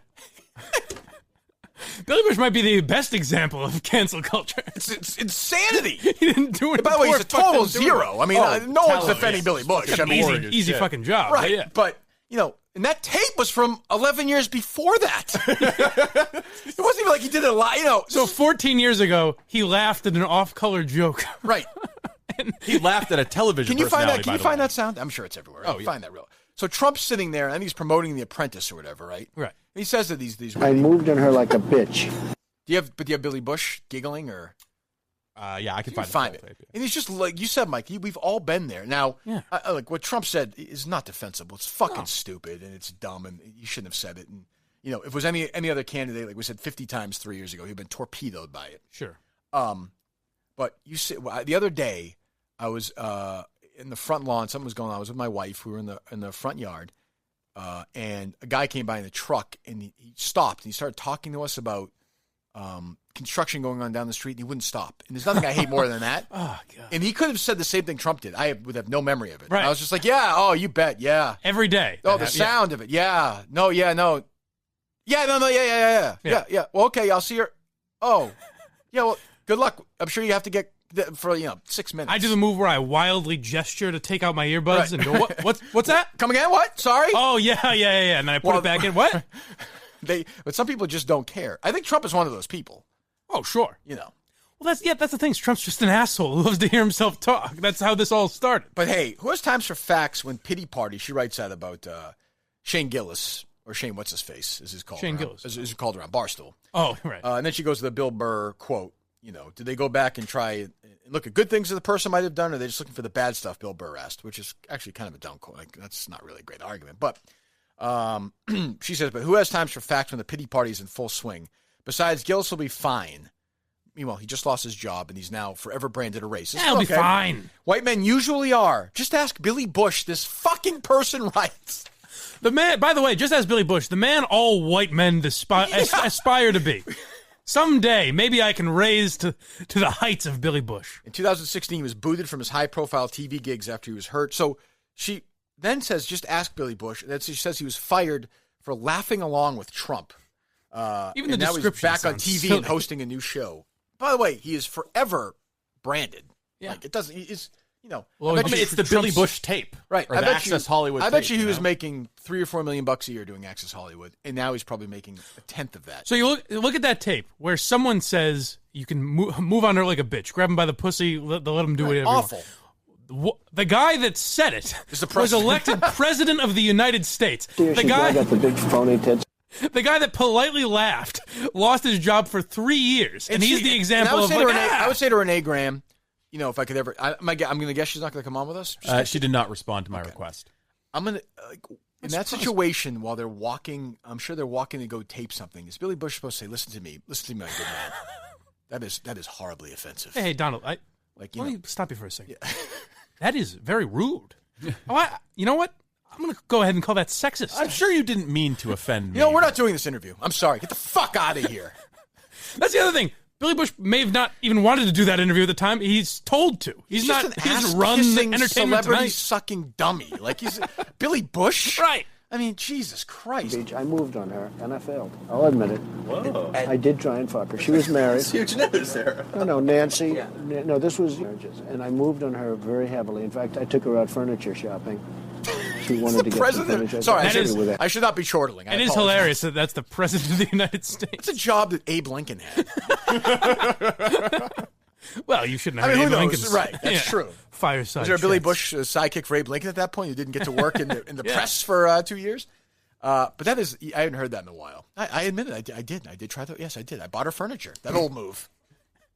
And Bush is obviously a brainless ass, but he didn't work for that for 3 years. He wasn't allowed. He was a teleprompter reader. Grab him by the pussy. And he's not allowed. He wasn't allowed to do it for years. And to your point, the other guy will in 14 months be reelected president of the United States. Yep. Of which I have no doubt. I mean, are you any closer to endorsing him? When I read stuff like this and I hear Shirley, yes, I'm getting closer and closer to endorse. Because, I mean, who the fuck else am I going to vote for? Yeah. If you came out and endorsed him and told all the Minifans to vote for him, it might make it more likely that he comes on the show. That's true. Well, this stuff will get worse if Trump's reelected, though, right? Imagine how much they'll lose their mind next time. It's going to be It's going to be total insanity. And I do think beheadings of white men. Trump endorsement, as I said, is big in a swing state like New Hampshire.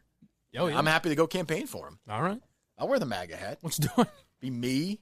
Who else are the celebrities? Me, Rodman. Who else will be there? Schilling. Well, maybe I won't go then. I have to talk about somebody who talks all day. Me, Schilling, Not Rodman. Kanye West still or no? Oh, yeah, Kanye's still will on the be Trump there. train. Yeah. Absolutely. Okay. Yeah, it's good. We'll do it. Well, Kim Kardashian.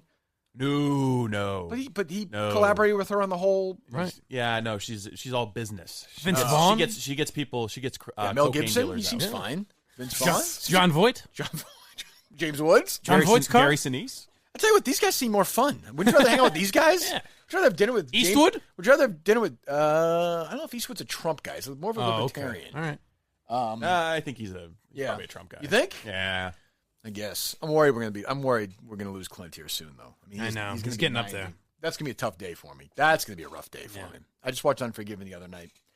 That's one of the 4 best movies ever made. Will you eulogize him? Yeah, I'll do a whole thing. I'll do I will. I'll get That's emotional exciting. too. All right. Well, shut up then and go fucking do another show. Go do your Blindside podcast at MHB. I didn't say anything bad about it. The updated Kirk Minihane greatest movies of all time power rankings. KMS quotes. I want this tweeted out today. Okay. Today, because it fluctuates for me. Number 1 is Goodfellas. Number 2 is Midnight Run. It moved up from number 3 last week.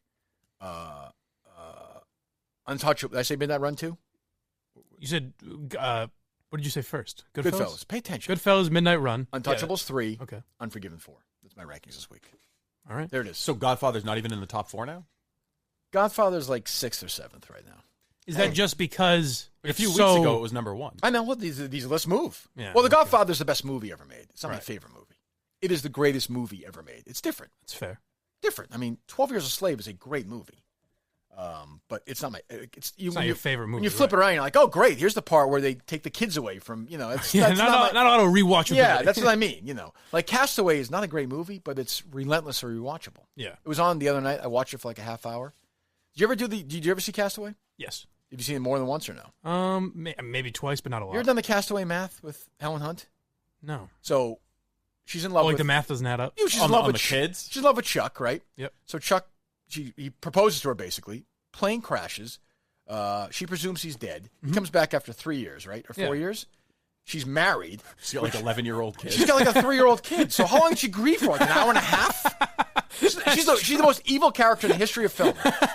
And like he's at the end, he's like, oh, "I'm so sorry." What the fuck are you sorry for? You're like, "What the hell?" She's like, "Well, he's gone." Yeah, she marries that drip. Am I going to grieve forever? Time to move on. Chris Noth or whatever his name is. Oh, that loser. Noth. Yeah, whatever his name is, and like she grieved for like 3 weeks. I hate that character. Now I have to watch it again with that in mind. Yes, that movie is not in my top 10. All right, it's not even one of my 5 favorite Tom Hanks movies. What do you think of that? I'll do these lists all day if you want. I watched Midnight Run.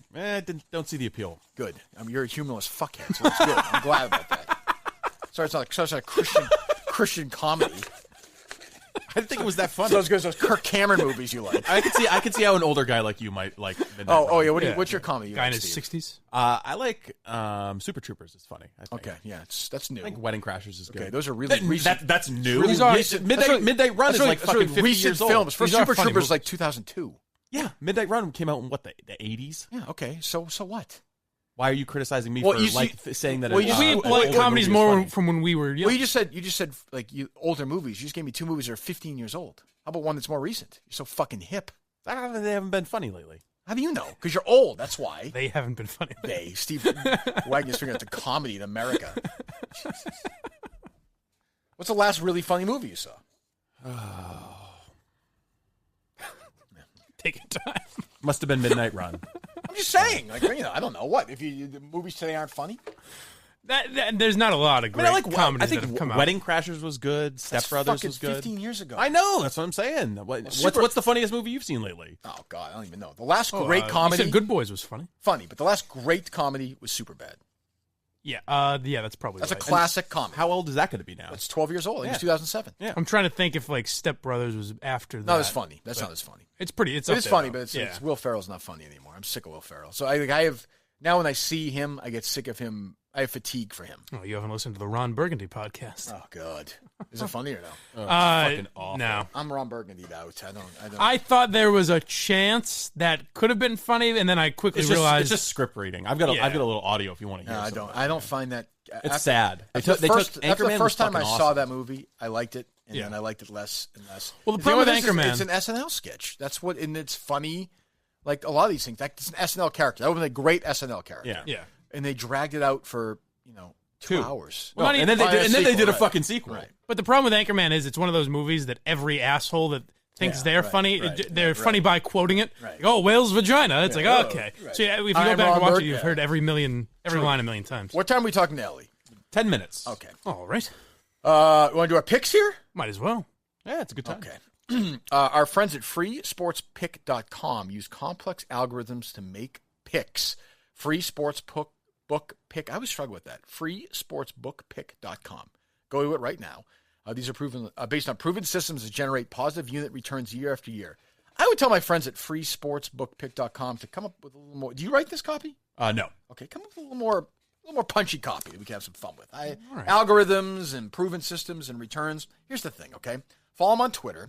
We don't know their handle, I guess, evidently. Free SB Pick. Okay, free SB Pick. And at freesportsbookpick.com, you get completely free picks. Here's the deal, okay? You go there, you make fucking money.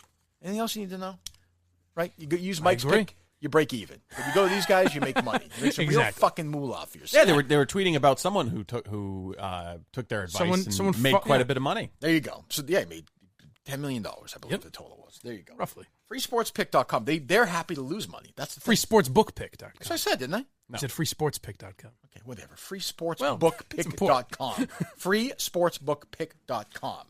To get their completely free picks. I turn it over now to Michael Vincent Geary.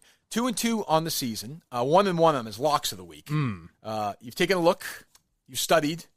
Right. What do we got? Here's what I want to know. For my lock of the week, can I do an over-under?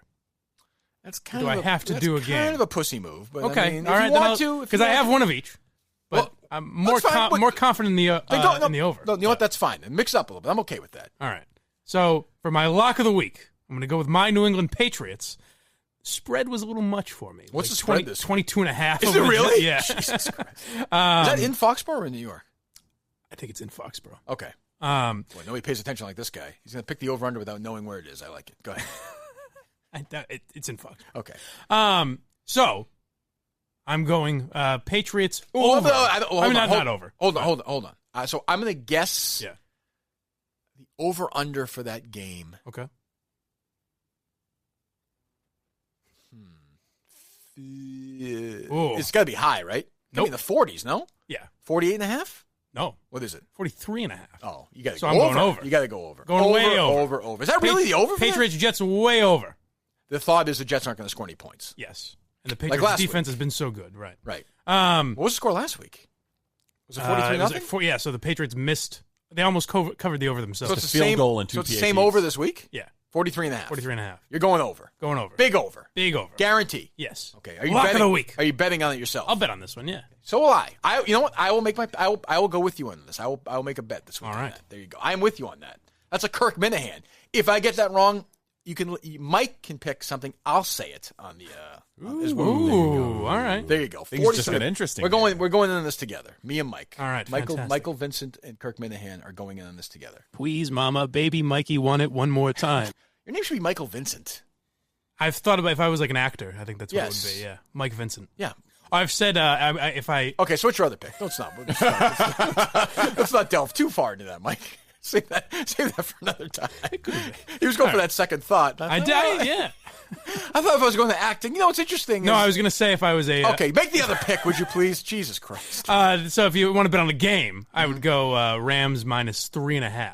You're getting that at minus. Were they playing? -3 some places. Cleveland Browns. In Cleveland? Yes. Ooh, so you're taking the road favorite. Yeah, I don't think that's going to matter. Okay. I don't think it's going to come into play. I trusted the Browns 2 weeks ago, and that's the last time Are you far less confident, or was it close this week with your confidence level on these two picks? Oh, I would say I'm much more confident. I think the Browns are going to fuck you a second time. I'm saying, were you much more confident in the Patriots over than the Rams, or was it close? Oh, yes. It's pretty close, but I'm more confident in the Patriots over. Okay, what do you think, Steve? I think the Browns are going to fuck them again. You think so? Yeah, I think they're going to come out. Well, and but win that's one. not his guarantee, though. I'll say Kingpin Pete gave me that tip on the Rams, so I'm kind of siding with him. So you think there's a fix then, maybe in play? Who knows? Okay. I think you never know. That's good. Yeah. So if Mike wins this week, by the way, 2-1 with his locks of the week. That's then you're starting. Then I'm on a roll. A little bit of momentum going. Yeah. A little bit of momentum. Knock the rust off in week one. That's right. Freesportsbookpick.com. Freesportsbookpick.com. Go there today. Let them know. Twitter handle is what, Mike? Oh, free SB pick. Free SB pick. Let them know you're using that with the Kirk Minihane show. All right, we're gonna call Ellie here in a second. Yep. I'm used to that. Pee break. Hello. Hey. Oh, hi. How you doing? Good. How are you? Good. Oh, you got to speak up. I'm a little older, so my hearing is not great. I'm in my 60s, so I'm not. My hearing's an issue. I heard that about you. Yes, actually, it's not. It's when you get older like that. It's not easy. Well, I can tell you're older because you are having this interview at this time. This is the Amtrak at dawn. That's true. We can just go. We're live, right? Yeah, We'll just go. We'll just go. Yes. Again, I get up at 4:00. I have my grapefruit, my Metamucil. Right. That's a wake-up call at the nursing home. I love, like you said the other day, our show is essentially about Boston and weather. And at first my reaction was going to say, fuck her, but there's actually significant truth in that because I woke up this morning and I thought the seasons are changing, it's getting colder, and then I was getting pissed off about stuff in Boston. So you were actually right, as a matter of fact. I'm not. Yeah, I wasn't wrong. No. It is getting chilly, though. It If is. you It's talk about the weather, I'm It's still prepared to summer. talk about It's the this weather. Shut up, Mike. That's blind Mike who's yapping for no reason. Sorry. So essentially, I'm sure you want to be dragged onto this, but the real enemy in this whole thing is K. Marco. I mean, you do understand that, right? I have never taken a shot. I don't know anything about your show. Not a thing. Yeah. No, I thought more than anything, I just thought it was very odd for me to be implicated in the entire thing. But, yeah, whatever.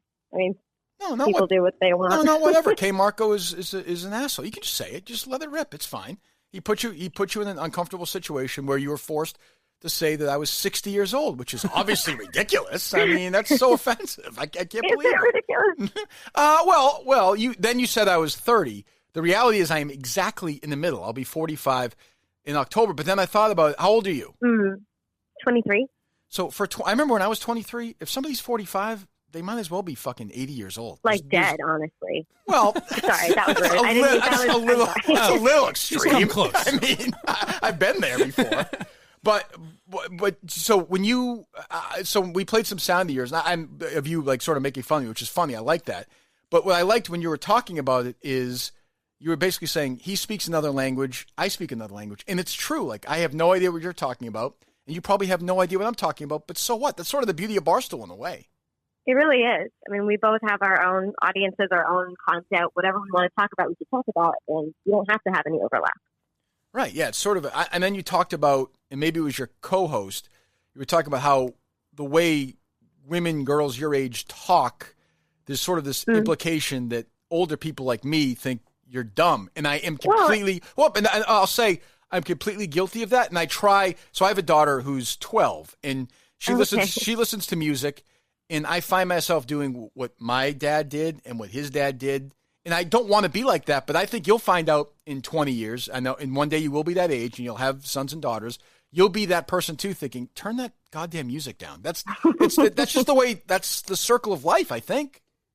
Yeah, and it's also the way that women speak to each other is different than the way, obviously I'm speaking to you differently right now than I speak on my show, but it's just because when I'm trying to communicate with a younger group of women, I'm going to speak differently than when I'm trying to communicate with someone who's my dad's age. Well, try and speak to me for a moment like you would communicate. Pretend I'm a 23-year-old woman for a moment, and try. I don't think I can.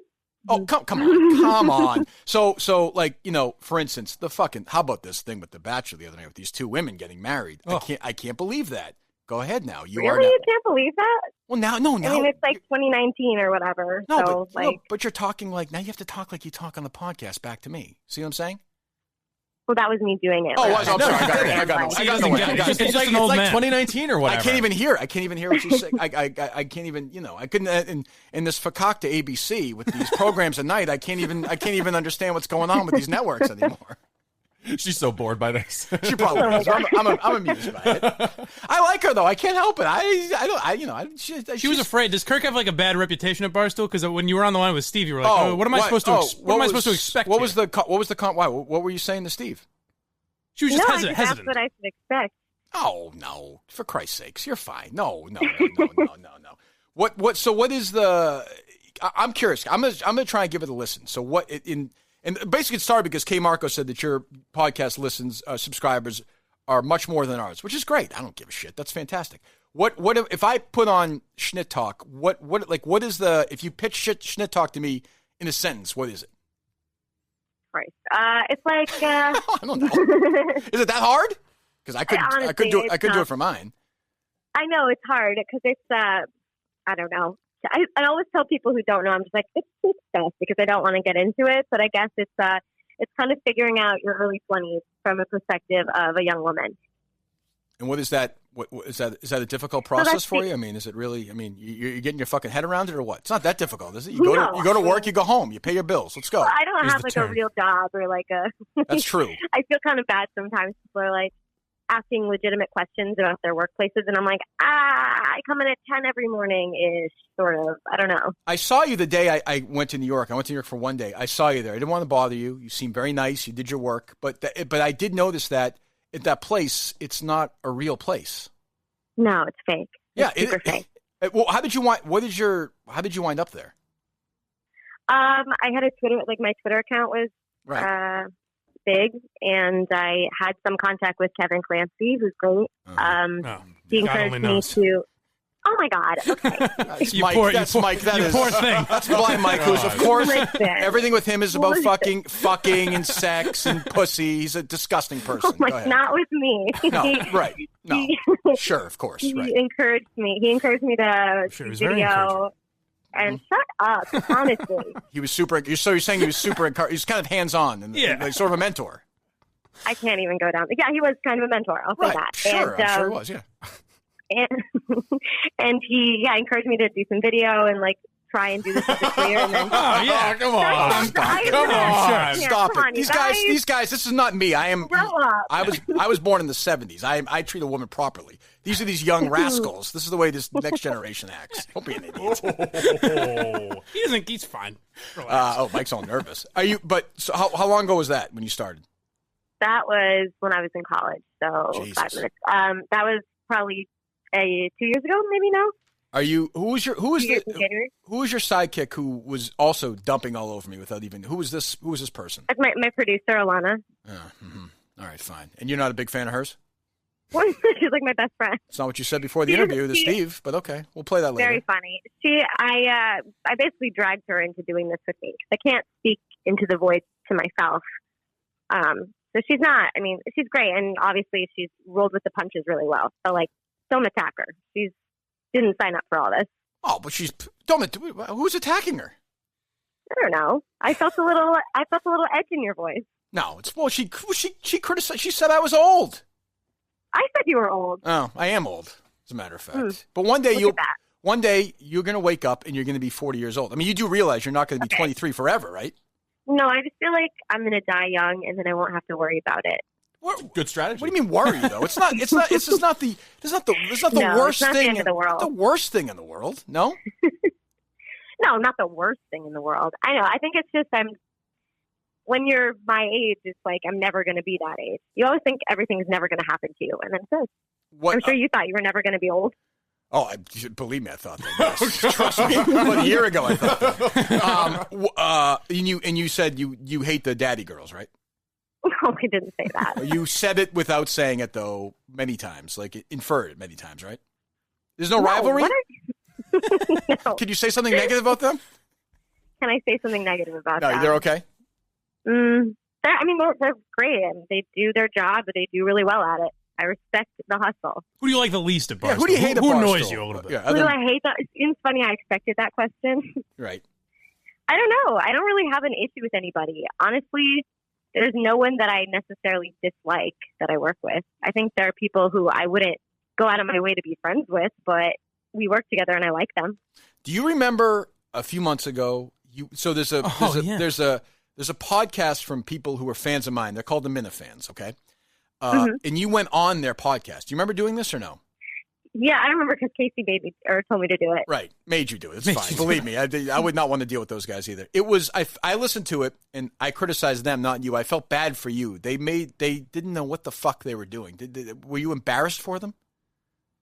Was I embarrassed? I never listened to it. I don't know. But did it feel like a bizarre thing for you or no? It was weird. It was for sure weird. But I mean, whatever. There's worse things than just talking about yourself for a little bit. I guess. Yeah, I suppose. Well, you're good. Did anything else, Steve, when she ripped me the other day? What else was she saying? Anything else or no? That was about it. No, I think the main barb was that you're a 60-year-old man who likes to talk and you talking about Boston and the weather. Yeah, where did you come up with this weather thing? What the fuck are you talking about? I don't know. That's what old people care about. That's it true. was all just fun. Like I will say, I do find the weather. You don't find the weather interesting at all? I do find the weather interesting. Yeah. But I said that because my dad's I feel like every dad, once they become a dad, suddenly becomes a weather guy, you know? It becomes, it becomes more interesting. There's no, I don't know, you're right. There's something, I don't know if it's when it's just something, you know what it is, honestly? It's just something to like kill 10 seconds. Talk about. Yeah, something to look at your phone. It literally kills 30 seconds in your day. It's one less thing. I can't go anywhere. I'm, 23. I live on my own, miles away from my parents. I can't go anywhere, travel anywhere without my dad being like, it's supposed to rain on Wednesday. I'm like, okay, I don't know how that's supposed to help me here, but thank you. I remember one time I was driving down to, my dad was working in Annapolis in Maryland for a couple of years, and he'd come back on the weekends. I was going to drive down to visit him, and I was talking to him on the phone, and he said to me, I think I was actually probably 22 or 23, and he said, I was looking at the weather, and the wind in Maryland today is like 15 miles an hour. And I thought, Dad, I'm not sure what that's really, does that mean I'm going to get there a minute later? I'm not sure that's really going to affect, but you're right. And I could see myself saying that to Kate or Harry right now. Like, hey, just so you know, like there's a 15% chance of rain next Thursday. So let's. You're like, what? Yes. How old is, I hate asking this question. How old is your dad? 54, I think. Oh, okay. Significantly. So you're not my dad. Significantly You're certainly older. not. Yes, significantly older. Are you going to ask her the question? What's that? What question? The adoption question? Yeah, I mean, I feel like I have to adopt you now as my Barstool daughter, given that I'm old enough to be your dad. Are you comfortable with that? Oh, I don't hate that. Okay, good. Yeah, that's fine. Good. And if you need any advice, any money, you need a loan or anything, whatever you need. Weather, if it's going to rain. Well, that's the thing. If you want to call in randomly whenever you like, I have an open line. If you care about the weather, if you want to know what's on CBS tonight, it could be an elementary night, it could be a Madam Secretary night. I'm here for you. That's what I'm saying. Board games. These are the library. I know the library hours in town. Just Ellie, don't call him after 8 p.m. Okay? No, that's because he'll be asleep, right? Yeah, that's a little. And because I'm Metamucil now, I'm pretty regular a couple of times, so I'm feeling pretty good. All right, well, we I'm really happy to hear that. I understand you hate us, you criticize us, but we like you, and we're going to be above board. I'm not going to get lulled into some rivalry that you're trying to suck me into with your gossip. We're not going to play your game. That's not the way I play games. Right, that's me. I'm a big pot stirrer. Yes, so, God knows I'm not, so I'm trying to stay out of it. Fine. Well, all right. Well, we'll be around. Thank you, Ellie. Yeah, no problem. All right, goodbye. Well, it was pleasant. What a pleasant young lady. I raised her right. Yeah. Yes. Nice to know she was a victim of the Clancy Brigade. What do you? I got a text from Dave Cullinane at 8:40 on the Greg Hill show today. Someone calls Antonio Brown an arrogant narcissist, and Curtis says, "Never worked with one of those." Ooh. Oh, interesting. Ooh. I'm going to text something to Curtis right now. It's going to make him shit. Can we hear it live? Can we hear the drafting process live on air? Curtis has been known to do a few drafts himself, by the way. Speaking of the Globe, underlings of his have been in his sights. Let's just say that. Oh, interesting. We'll leave it at that. And interesting. You know what I'm talking about. Mm-hmm. That's all I'd say. Oh, interesting. Well, I'm just saying. Okay. We don't want to answer if we call them that, right? No. Whatever. What'd you think of Ellie? Great. I didn't think it was going to be a battle. She accepted your proposal of adoption. Yeah, I now have 3 kids. That's fine. Unlike Mike, who had that kid 15 years ago and fucking ignores him. 15 years ago? How old do you think I am? Well, I mean, it's your half brother. Oh, okay. I haven't done that lately. No, you haven't. Why would I make that joke, Steve? Fuck my mother. Thank you. Right. Now the people that were listening for Ellie are getting it. They're like, okay. Incest. Now I get it. But, your guys are getting old enough now where 45 doesn't seem, like when I was 30-ish. No, yeah. 45 didn't seem that old anymore. But when you're 22 or 23, 45 seems like 75. Yeah. I have no, like, that's why I had no issue. First of all, I don't care. It's like, remember you're in high school and your friends' parents? Yeah. If you said to me they were 65, I'd be like, oh. If you said to me they were 35, I'd say, oh, I don't know. It's all the same. Yeah. Well, it's weird. Getting old is, it does happen. It gets weird. Like I don't see as well as I used to. My right heel hurts sometimes. Like but it's just a weird. Yeah. That's a good point. Boo-hoo. But you. Here's the thing. This is why I'm worse off than you. You never really had great. That's eyesight. true. So you're I don't know. You don't know what you're missing. So love lost. You should probably feel bad for me, right? Yeah. You never had it. Yeah. Yeah. So that's what I mean. Fair enough. But point is, that's a good point, though. But there are things like you wake up, you're like, oh shit, I'm stiff, or you don't sleep as much, or you piss in the middle of the night. Like 30 years from now, what the fuck? Well, even like I made fun of KFC in there, but like KFC was married and has 2 kids, and he's not that much older than me. Like 7 years. No, I mean, there are guys. I can't even imagine it. But like Steve knows guys almost in Maine who are fucking probably have been married for 12 years now. Right? Yeah. Crazy. Marry early. What's your enemy's name? 20. Harlan. Oh, he's married, right? Yeah. Has how many kids? 3 married kids. Steve's prom date. Yeah. They're rivals. Stole my title and my girl. It's raining. One night he's just standing outside. They're having dinner at the house with kids. Steve's standing there eating hot dogs, of course. Steve has a wet bun in his hand. Just have to go another drive. All bun and no dog yet again for Steve Robinson. Looks like it struck 12. Turned into a pumpkin again. What could have been? Oh, boy.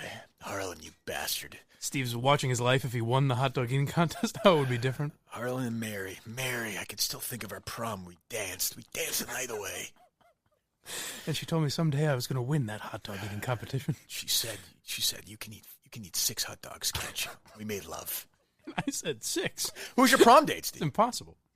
I had 4 different prom dates. I went to prom 4 years. Hold on. What a stud. Hold on. What do you mean you went to prom 4 years? So as a freshman? So girls asked you were a freshman? Yeah. What? Excuse us. How old were you? 14? Yeah. There's no way this story is true.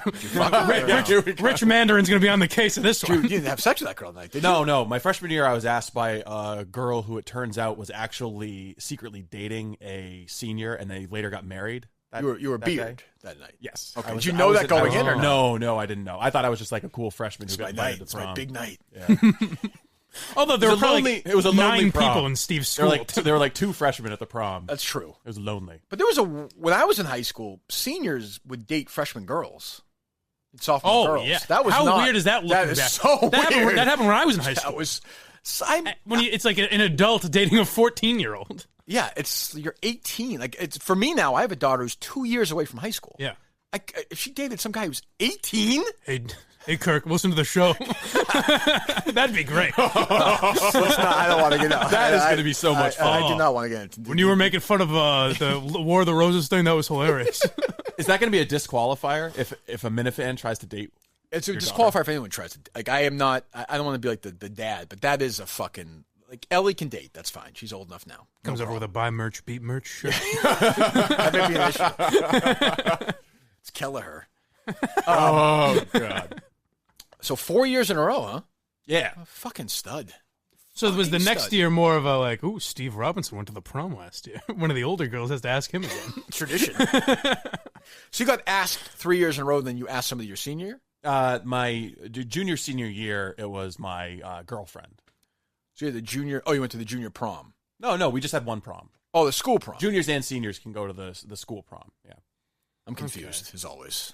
Are you confused or no? Yeah. Well, so my guess is Steve went to a school with like 80 kids. So how many kids were in your graduating class? They had to make it a little... It was like 350. Yeah. So your graduating class had 70 kids or 80 kids? It was around 100, actually. Okay. Yeah.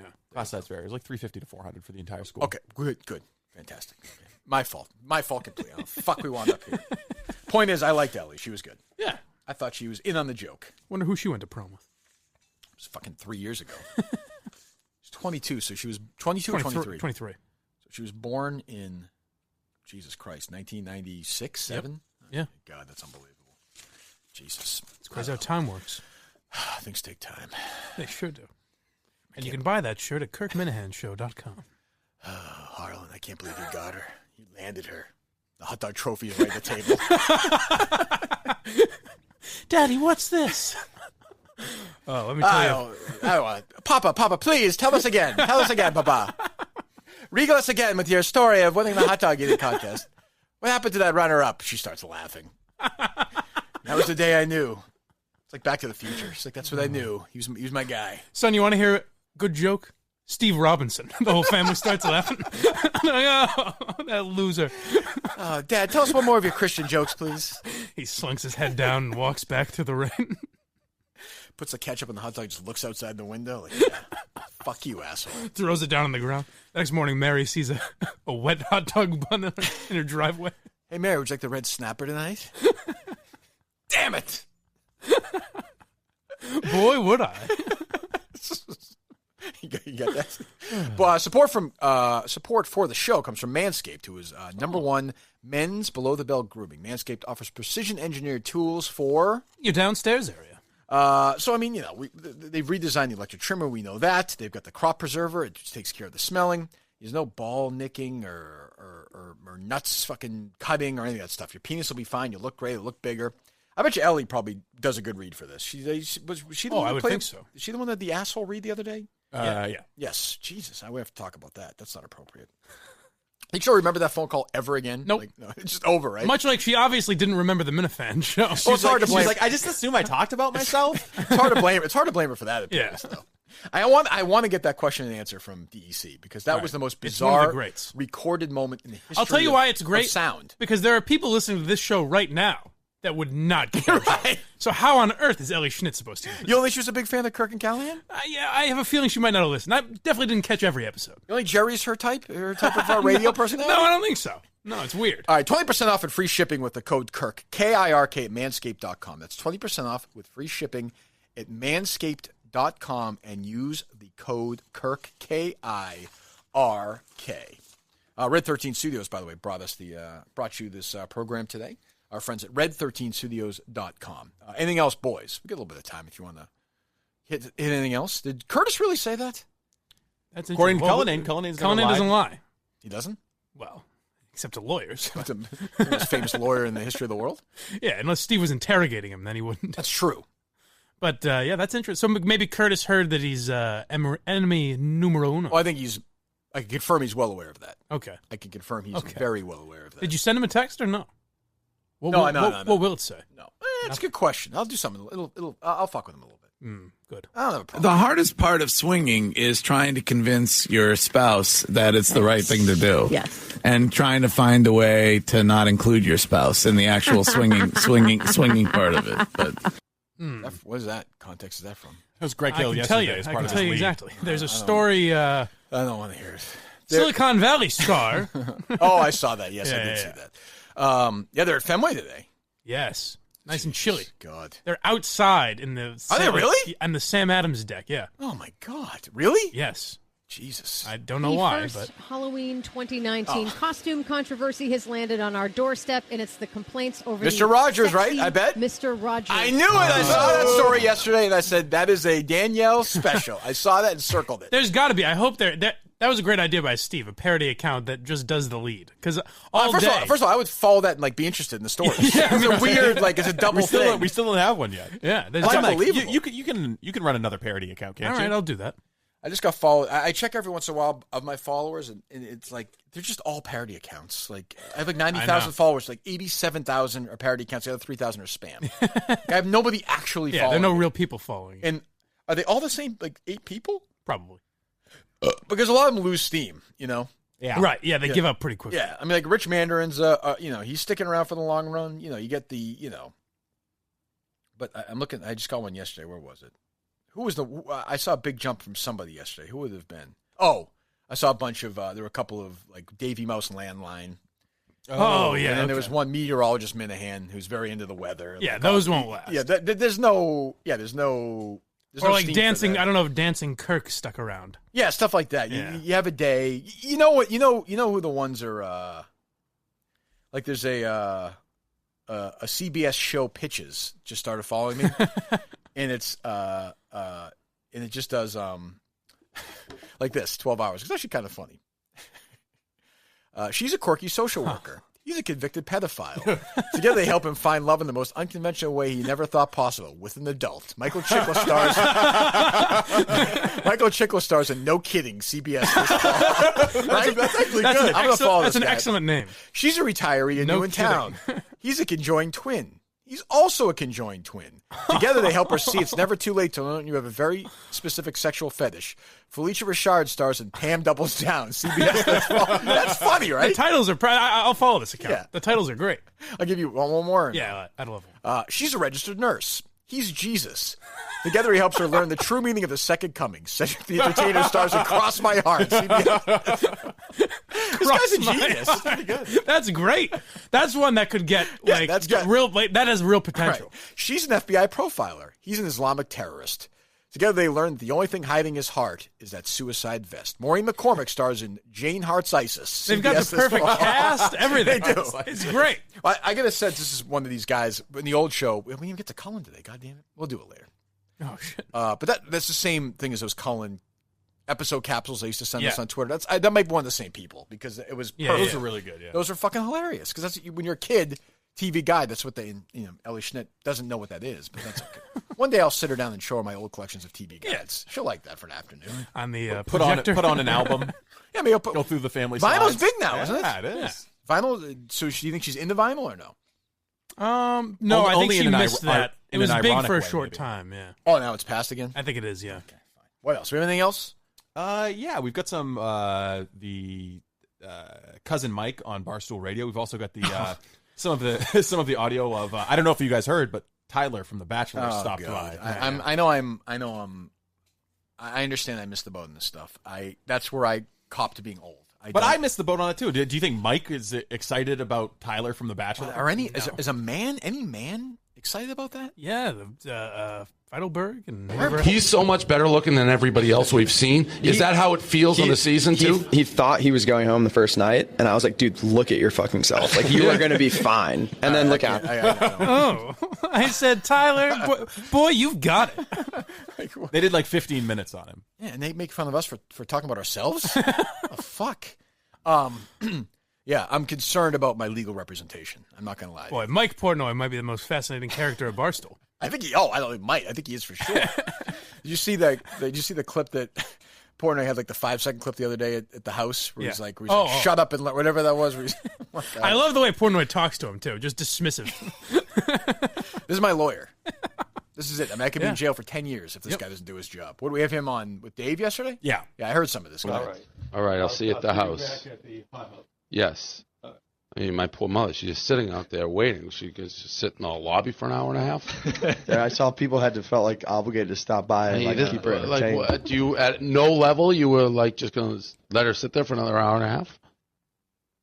Now he's talking. You can talk on the mic. I'm just curious. The only thing I'll say to you about that, I've been married for 40 plus years. If I took the number of hours that I've waited for her, believe me, I am way ahead in the amount of time that I've waited for her. No, that's because she does stuff and probably you just don't. But all right, you guys can leave. I'll see you at the house. Yeah. I mean, you've been on the radio. You've done everything. This is after, by the way. Portnoy wasn't there for the beginning of the show. Yeah. And he walks in and he says, "What do you guys talk?" They're on air. He goes, "What are we talking about?" And Riggs goes, "Oh, your dad was asking me about my eye surgery." And Portnoy goes, "All right, you can leave."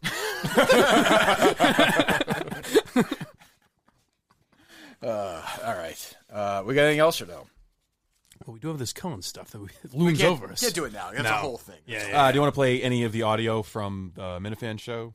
Kelleher. So we have Kelleher on tomorrow as part of this contest. Yeah. Well, I mean, he's not. Are you going to put him on the show? Is he just going to be video of him eating a hot dog? We don't want to have him on the show. No. do we? No. I'm not interested in that. No. So he's showing up at 9:30. Yeah. Okay. Yes. I don't particularly have any interest in having Kelleher on. No. Do you want to talk to any of the contestants? Maybe we'll talk to them. That's why I'm thinking. It's sort of like when Stern used to do these contests, he'd kind of talk to him briefly, very briefly, and then move on, I think. Right. See, I was thinking we do the show tomorrow, then we get set up for the hot dog eating contest, and if we want to record a little bit afterwards, separate from the show we release tomorrow. I don't want to. Okay. All right. There's no way on a Friday I'm going to want to talk to these people at 10:30. Okay. There's no fucking chance. No chance. I like hot dogs. Yeah, zero. What, to Rich Kelleher, Dave Cullinane? We're good. What I found interesting was not so much the Kelleher stuff, is that MHB is convinced that Clancy is in cahoots with the Barstool investigator and has proof now. I'm a big Slider guy myself. Does he think that this is real? I believe so, and I tried to get him on. Scheduling didn't work him out. Get him. Can you guys on, do one tonight? If he's around. Okay. If all the parties involved are because around. I believe that that's definitely not trolling or joking. I think KFC would definitely send a direct message with that line to that guy. I believe. I mean, you probably prompted him to. No, I just think he did it. I think that's his way of, hey, we got him. Right. That's like what bad guys do in James Bond So movies. Barstool investigator tweets out today. He got a DM and he says, and it's KFC. It's a screenshot of the DM, and it says, "Our plan worked to perfection. Great execution." It's also, and this is a screenshot. I retweeted it. That's pretty. So did this really happen? And I'm getting texts from Blind Mike and what's his name, Steve. Are saying like, hey, this looks like your theory checks out. It looks like KFC was actually part of this the whole time. If this is true and he was a part of this, he's how pathetic. petty. He's pathetic. That's ridiculous. You're I gotta fucking say, KFC. You're one of the original Barstool guys. Why do you have to be involved at this at all? Oh, I know. It honestly is. It's a bad look. Sad. Jesus. I mean, was MHB kidding or no? I couldn't tell if he was kidding. I mean, DC jumps all in, but is MHB... Well, he's right in the sense that if KFC really did it, then, I mean, yes, it's crazy. I mean, that's true. That's true. Yeah, that's true. true. You think that he's trolling or no? I think the fact that it's the first message he sent that guy, right? Yes. And it's like a obvious confession that he's... I just got a text from somebody who said that Curtis really slammed me. Wow. We can't get that sound right now? Colleen doesn't have it? No, because you can't go back. You can't rewind or anything. I'm saying Colleen doesn't have it, no? Oh. He usually grabs it. Let me see if I just want to react. I just want to hear it. Maybe some juice for tomorrow. Could be. Interesting. But I mean, it sounded like he didn't slam you specifically. It's obviously he was talking about you. Well, but let's call in. There's no way we can't call in, right? There's no way they said your name or anything. No, we're banned now. We'll give them one more shot. Give it another shot. Can we do it on Mike's phone? Or does it not work that way? Maybe. Yeah, we could do it on Mike's phone. Hi, this is Steve calling from the Kirk Minihane Show. Kirk wanted to talk with Greg Hill and Curtis. We heard Curtis was talking about him. Oh, we're making your job miserable? I don't think we're making your We've job called miserable. twice. Hold on. We've called twice in a week. Why are we making your job miserable? He can't hear you, I don't think. Did he hang up? Yeah. A pussy. Making your job miserable. Unbelievable. So, now they're going to block my number. So they can take shots, and that's what they do. Fucking unbelievable. You're called twice. You're making my job miserable. Yeah, it's a total 20 seconds. Oh, my God. Who is it? That was Stiz You must Grimy. know him, no? I've met him, yeah. You got to listen to fucking Greg Hill every morning. That's your job, but a phone call from You want to us go to is war? making you I'll say miserable. this to Chris Curtis. You want to go to war, man? I got ammunition. You want to go to war? Let's go to war. I got no problem with that. I'm kind of half joking around most of the time. But if you're going to do this thing, fucking let's go. Let's go. Yeah. You think you're a big fucking varsity quarterback, big star now? You know, you stabbed Jerry Callahan in the back. You went to Joe Zarbano, told him to get rid of Jerry. You want to do that? Fine. Wait, what? What's this? Yep. Oh, interesting. Yep. Well, it was more, do you think we should do this? And Curtis told me on the phone the other day, last time I talked to him, he said he doesn't miss Jerry at all. That was a quote. I don't miss Jerry at all. Honest quote. Yeah, honestly, he did. That's a dead serious quote. That'd be disappointing to find out. Why? He's he's happy now. He gets to be like a co-host on he that does show. Seem, maybe he's way happy. Maybe just because you said it that I notice it more, he's but he enjoying does it. seem he's a like co-host on the show. And he'll throw in a line and they all love it. Oh, and it's always like ripping on Mutt, who's been nothing but fucking loyal and nice to the guy. And Mutt told me, I hate to bring, Mutt will get mad at me, but Mutt told me that everyone's been nice to him except Greg Hill, who was a total dick to him. Mutt was filling in on the midday show, but Greg Hill took Mutt's, why would Greg Hill be a dick to Mutt? Yeah, right. I said to Mutt, you're the only person in history who the guy you took the job from is a dick to you, and the guy who took your job's a dick to you. You can't, he's the nicest guy who ever lived. It doesn't, I'm sure he's super friendly. Obviously, Mutt's got his own issues with alcohol and drugs and stuff, but hardcore stuff. Yeah. But still, it's up to him. But he couldn't be a nicer guy. And Greg Hill, who now owns the station, everyone, because he's had some weeklies, he's finished third. Cannot criticize Greg Hill. Right. You can't rip Greg Hill. You can't do this. You can't do that. Yeah. That's another trigger for me is, are they texting you or no?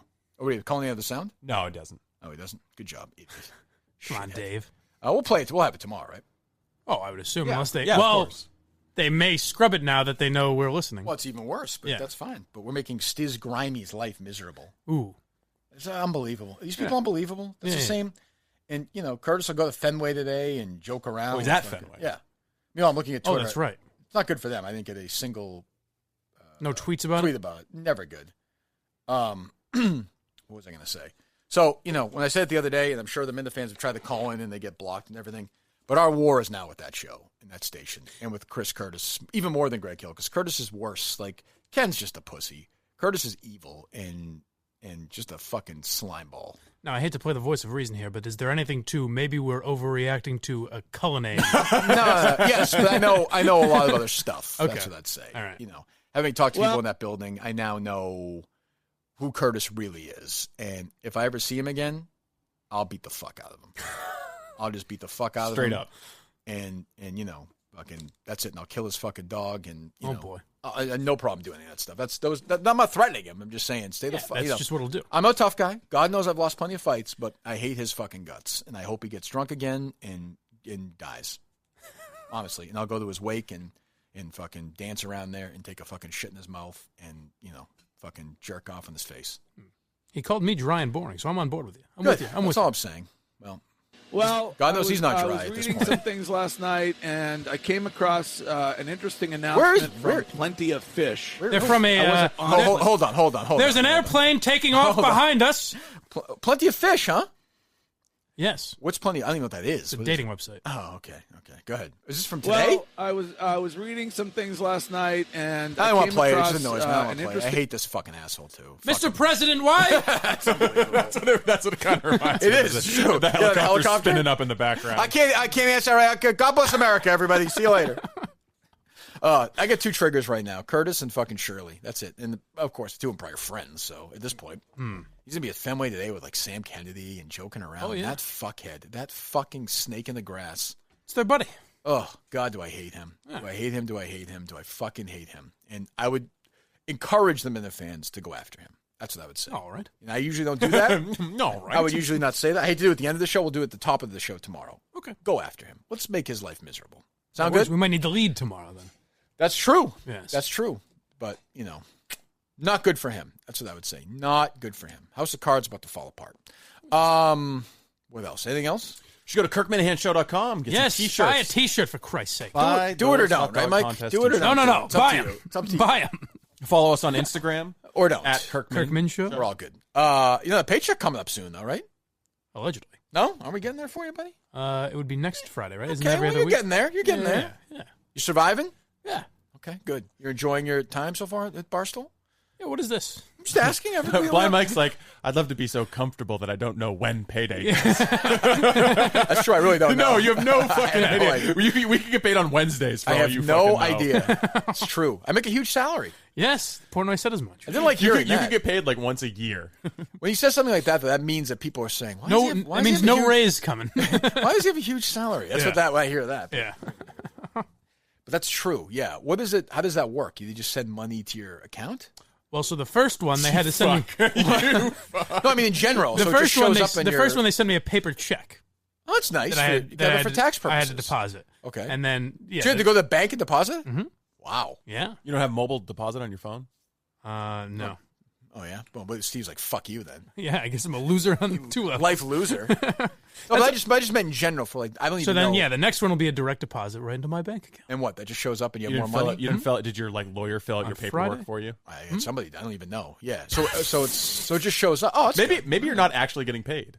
That Do might you, be do, you true. know, do you know if you've been probably check paid? that That'd out. be, that'd be great. That would be fucking They're like, hilarious. boy, we saved so much money on this Minihane show. Just we never filled out the direct deposit I'm gonna forms. look that up.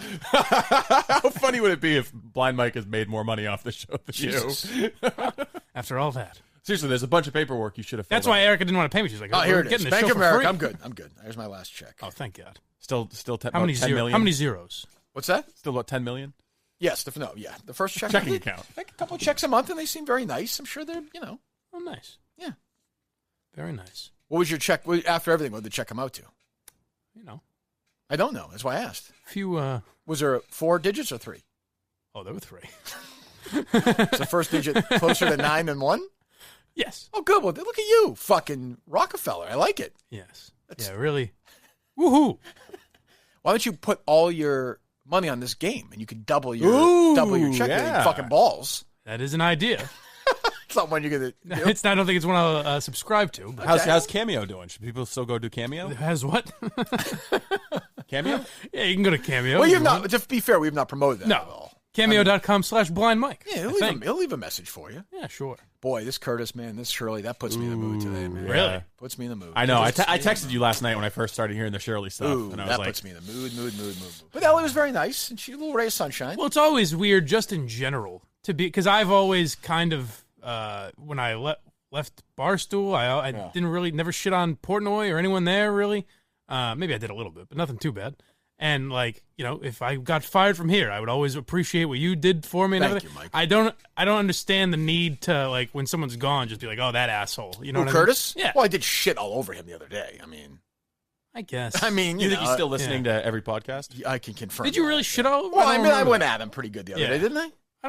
I mean, you said he was our enemy now, but isn't that just your relationship with him? Yeah, our relationship is much different now than it was before. Yeah, but like, you know, you could joke he's doing a little throwaway one-liner. I mean, is it really that big of a deal? No, that's what. Right. I mean, what I was saying.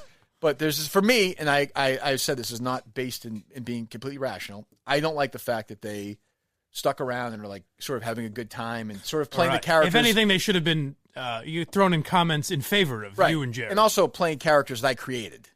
And I guess like, it's like a spin-off with people from my neighbor. You know what I mean? Like I even hear in the morning when I hear the open into the lead. I don't listen to it this week because of the Danielle stuff. I promised I wouldn't. But they do drops in the open where they're drops that I walked people into. Those are mine. Right. Like, which is fine. I mean, it doesn't really matter, but I'm like, Jesus, get your own fucking show. Yeah. And everything, no matter the context, it's all Curtis is always able to spin it back to, just like mud at night, and everyone goes, oh, yeah. So like, not even, Mutt's an idiot. Right. And who started that? Right. Like, you know, do your own thing. Right. Do you think Greg and Danielle and Chris all go out to lunch after the show? Maybe. I don't know. Kurt's too busy, you know, chasing the underlings in that building. Oh boy. If it's false, he can refute it. All right, fair enough. He's got a microphone 4 hours a day with that fuckhead. And that's true. Nick Stevens, and Danielle is nice, but I'm not sure why she exists. Right. But, you know. Speaking of the Me Too movement, did you see one of Kevin Spacey's accusers wound up dead? Died, huh? Yes. That's weird. Suspicious. You think Kevin Spacey murdered him? I don't know. No, come on. Strange move. You think so? He donates to the Clinton Foundation. Kevin Spacey is. I can watch a Kevin Spacey movie. Yeah, sure. I'm not if you watch Naked Gun now, you see OJ, it's kind of weird. Yeah, Cosby. Yes, Cosby for sure. Can't watch the Cosby But Kevin show. Spacey was always kind of a creep. And his characters were creepy. Yeah. So it's almost that's true. I don't know. It almost helps it. Yeah. Some guys just breeze through it. Like Morgan Freeman. Remember he had his Reckoning? Oh yeah. Well, the Morgan Freeman thing was so. What was his?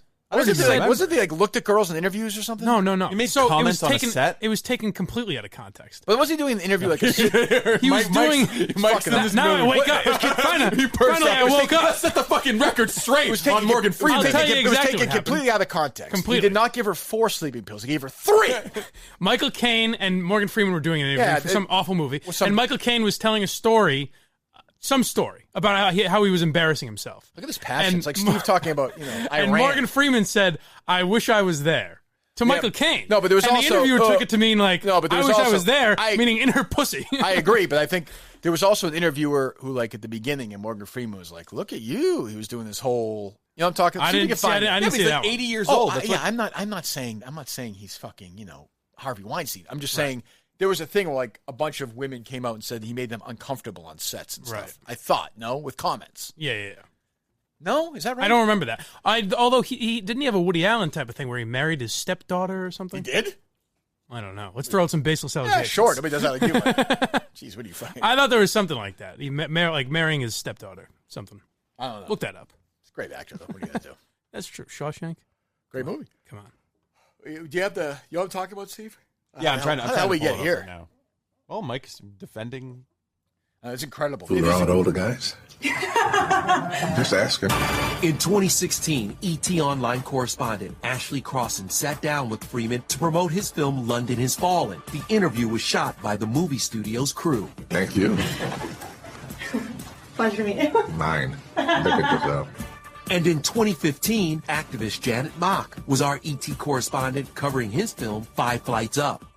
Now, how you all manage to do that all the time? All of this? No, you got to dress this halfway between your knee and your hip.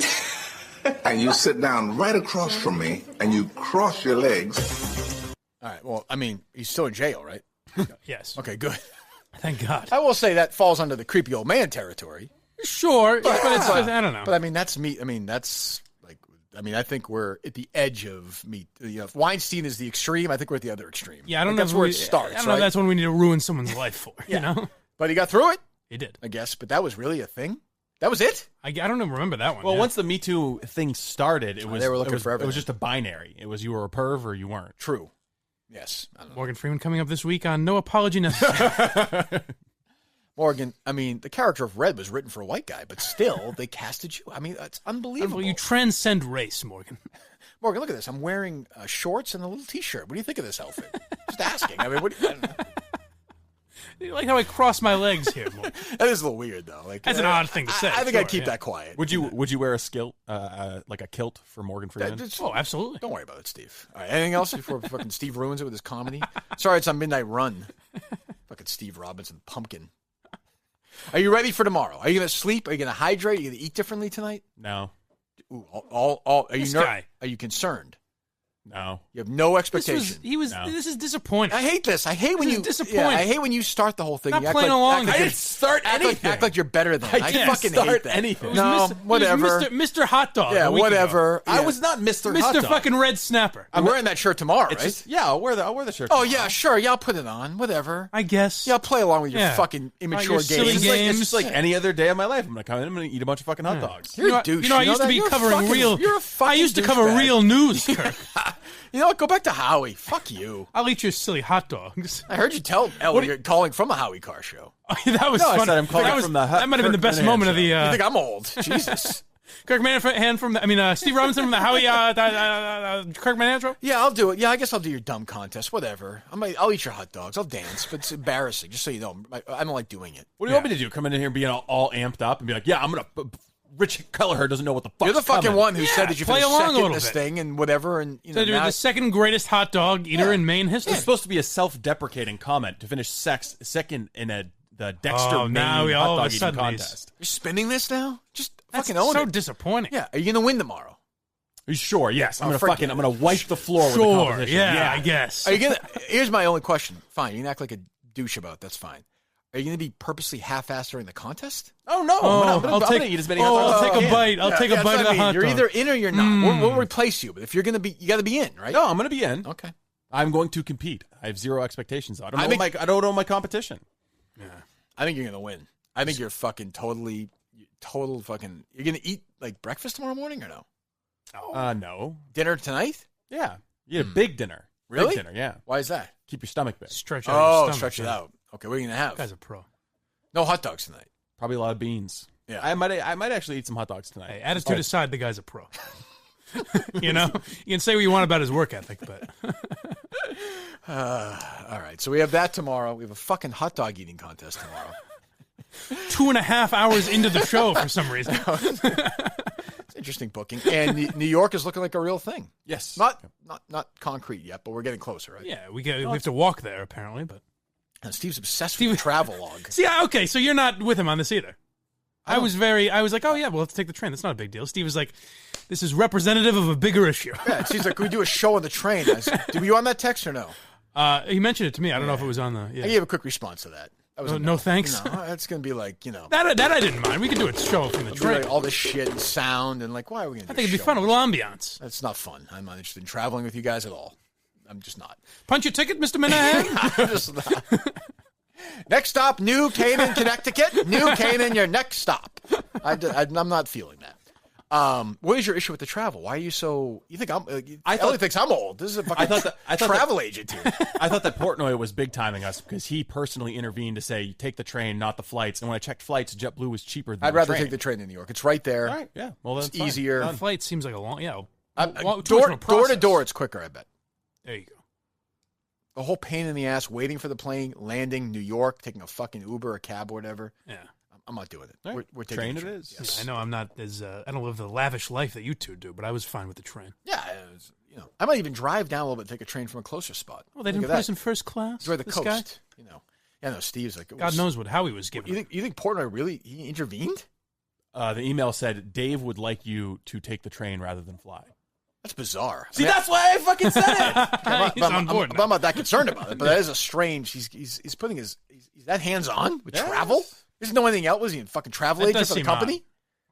Who said that? Unless it's just his policy in general. If you're coming from a certain which mileage. is fine. So, who told you that? It was one of the people on the financial side. Okay, so nobody we know. No. Okay. Well, there you go. So we're gonna do 2 days worth of shit there, right? Yes, and we're in touch with Sirius. Is there any other Sirius shows you want to do? Nope, not really. Howard Stern. Okay, get him on. Yes, all right. I'd like to do that. I'll just get you booked on. That'd be something if they were just like, all right. Oh, Kirk, good. That was the one thing that the KFC in Feilerberg. I'm like, do you guys play along at all? They're like, who do you get your Howard Stern? Who do you get your ratings from? I'm like, well, I have a friend. I'm not going to say who it is. And they're like, oh, I guess we know. I'm like, do you really think Howard Stern is calling me and giving me the serious ratings, which nobody even knows what they are? No, they were like really interested to know. Yeah, it's kind of bizarre that they don't get their ratings. Oh no, What's they not- don't. what's Yeah, not- no one at Sirius does. what's not Maybe even- Stern does, but that's about Is it. it really ratings even? Like, what is it? How many No, people just I mean, listening? they Right, like- there's a signal that goes back to the satellite, so you can tell exactly how What many percentage people are of the listening. subscribers are listening? Yes, But they don't give them to people so that way they can pay them less. I guess, but obviously Stern has them. That was Opie and Anthony's big problem is they can never see the numbers. Right. It seemed like something you could negotiate for, right? Probably. I guess. I mean, yeah, but that was sort of an issue with us. They were like, yeah, people don't really ask about that much. The downloads. Yeah. Like, what? Really? Like, what? Why Yeah, wouldn't that you? is surprising. Yeah, but it was like state secret. I'd want to know all the time. I would look every week if I could. Yeah, I mean, we can, but it's sort of, yeah. I mean, once a month is fine with me because Yeah. we have an idea of what's growing and what's not. So far, so good, right? Yep. Yeah. Good. Till today. Steve fucking act like a bitch about the hot dog contest. Yeah, that's going to be... Sabotaged it. We should just cancel it now at this point. Yeah, right? I mean, are you in or not in? I am in. I just Or told here's what you. we should do. We should just do a 2-hour show and see how many hot dogs Rich Keller can eat during that time. Keller's going to eat 30 hot dogs tomorrow. This is this is going to be like the time of his life. Oh, yes. He thinks this is his moment. But you get somebody else who's like Steve's acting like Keller's might act weird as well. Not might act weird. Will act weird. But he might act like he's above it too. Right. I mean, if you're in a fucking hot dog contest, you can't act like you're better than that. That's why I'm in. You just said, oh, whoa. I'll tell you. What do you think of the competition? I'm like, I don't even fucking know these people. We made fun of that guy, Ryan. That's my guy. He didn't act above it, didn't act below it. He says, hey, True. I like eating hot dogs and I like chopping up bodies. Who's the other? That's what I'm about. So we have Kelleher, you, Ryan, and just 2 other guys? Yeah. All right. Huh. Okay. So where are you going to physically be in there? I could probably do it at that table, right? Where are Mike and I going to be? That's interesting. Just watching it. Standing You could over. be Should we be watching holding mics? Where you could be exactly? watching Holding it- mics? You could be watching it through this window, or Are we we be can holding push it out mics there. or no? Yeah, if we want to record you guys' live commentary on it. I was thinking we were doing the hot dog eating contest as something separate from. I think we should be out there. The idea of me and Friday Kirk show. standing next to each other looking through that window doesn't feel right. I'd rather share a hot dog before we do that. Are you going to eat a hot dog tomorrow? I am not. No. So now who's not into it? Well, He's a broadcaster. what the fuck are you talking about? He's He's saying that play-by-play that guy. Bob Costas, are you going to play in this game? I mean, this is, I'm separate from it. You're in. You started it. I'm not wearing hot dog it's the shirts and Steve bragging about- I Robinson have not first started. annual hot dog eating competition. So you think? Oh, so you that thought, sounds like I died. so you by thought the way. hot dog eating? So you thought the hot dog eating contest is separate from the show tomorrow? Yeah, I think we're gonna do. Did you, Mike? No. Why would that be? So you want to have as part of the podcast, you guys watching us eat hot dogs. Yeah, I thought that's what it was. All right, we can do that. That's What fine. the fuck is wrong with you? We can do that. What we're just doing it for like own amusement for No, Colleen's Instagram account? No, we were gonna get a bunch of video of it. We were gonna do For what? for Twitter, for Instagram. We can put the audio then into the podcast too. Imagine the idea of people going on and watching a hot dog eating contest that wasn't part of their show. Like we just did it for fun. Why would we do that? We'll do it as part of the podcast now. That's We're fine. going to do this part. That's Okay. so. Why? That's why we were making fun Is that of why the you said for 9:30 9:30? Yeah, because I figured there'd be time to break down and set up.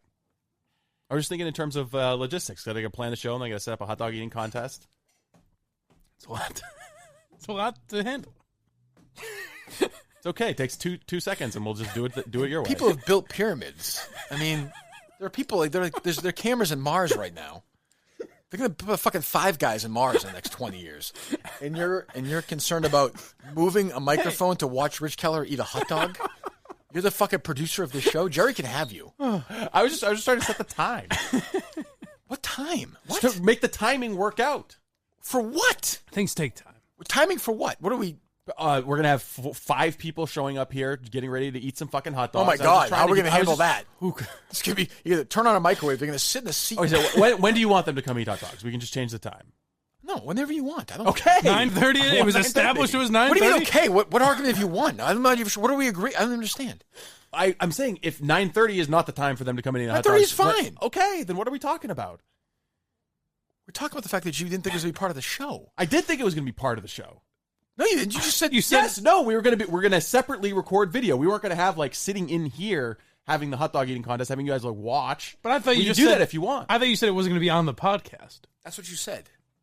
Well, yeah, we would take the video of it after. It wouldn't be on the Friday podcast. It could be on the Monday podcast if you wanted to. It's going to be like a separate piece of audio. Everyone's waiting for it for Friday. Yeah, we've been promoting it for like it's a big 2 weeks. Deal. Right. I'm confused. So we'll drop it late tomorrow for sure. Well, yeah. I mean, it depends if I'm like fucking sick because I ate so many hot dogs and I can't. How long's the contest? What do we? 5 minutes? 5 minutes. Yeah. No, so it shouldn't be too late. So they get it at 9:30. We introduce them. We talk to them for 2 minutes. You guys eat. Then we have a quick recap, and we're done at 10. Right. No? Yeah. No, I think that works. I know it works. That's what I thought we were going to do. I don't understand your mind sometimes. It's endlessly fascinating to me. You're smart and stupid at the same time.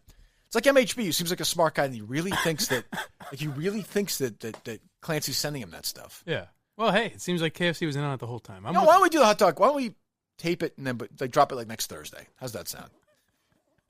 That sound good? Yeah. All right, good. Tease it. And we'll do the Instagram. That's kind of the most important thing. Yeah. Like we'll tweet some video out. Perfect. Good. Sounds good.